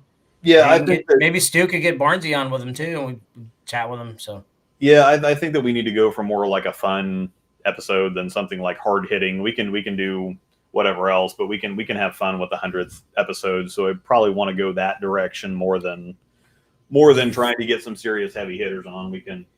Do you think somebody like Cliffy? You think Cliffy would come on? Oh, he probably would. It might be interesting to get his take on this whole thing. And of course, I don't know if sometimes people just want to. It's like, okay, there's big things going on, but I don't necessarily want to put an opinion out there publicly because it's just an opportunity for people to take things the wrong way and run with them. Yeah. And so for somebody like him, it's like, yeah, I just don't want to say anything. I have plenty of opinions, but I just don't want to put them out there. We could get Brunswick on. We could do Brunswick. Yeah, Nick could definitely come on. Oh, Packy's going to be in Hong Kong for the World Cup. Oh, that's right. He will be in Hong Kong. That's right. Yep. Zach, I can, as long as Zach's not doing anything, he's not back in Canada. He may be in Canada for the holidays, but I know he's got to get back for lessons.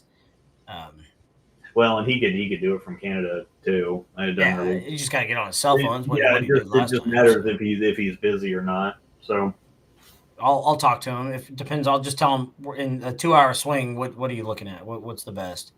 If we need to go 3 hours on that day, we can go 3 hours. I don't care. It don't matter to me. So yeah, especially and that's I'm home, or I'm not home, but I can be home as early as I need to be on that day. So yeah, that's. I'll work on Zach. You and I can talk tomorrow and talk throughout the week, but we need to probably lock that down. Mm-hmm. So, all right. Yeah. Unless you got any closing comments? Nope. I think we're good to go. Everything kind of worked out tonight. We had some stuff to talk about, and we're able to get some stuff sorted out. I think we'll, we'll have. I don't know what we'll talk about. Well, the next stream will be New Year's, so we can talk about. Next stream's 99. Maybe next stream we can do a little year-end review stuff. Mm-hmm. Let's do a little year-end review. That's a perfect time to do it. Yeah, we can look forward to some of the stuff and whatever else. But I've been keeping an eye on numbers and stuff tonight, and boys, thank you everybody that's participated tonight. This was a good show.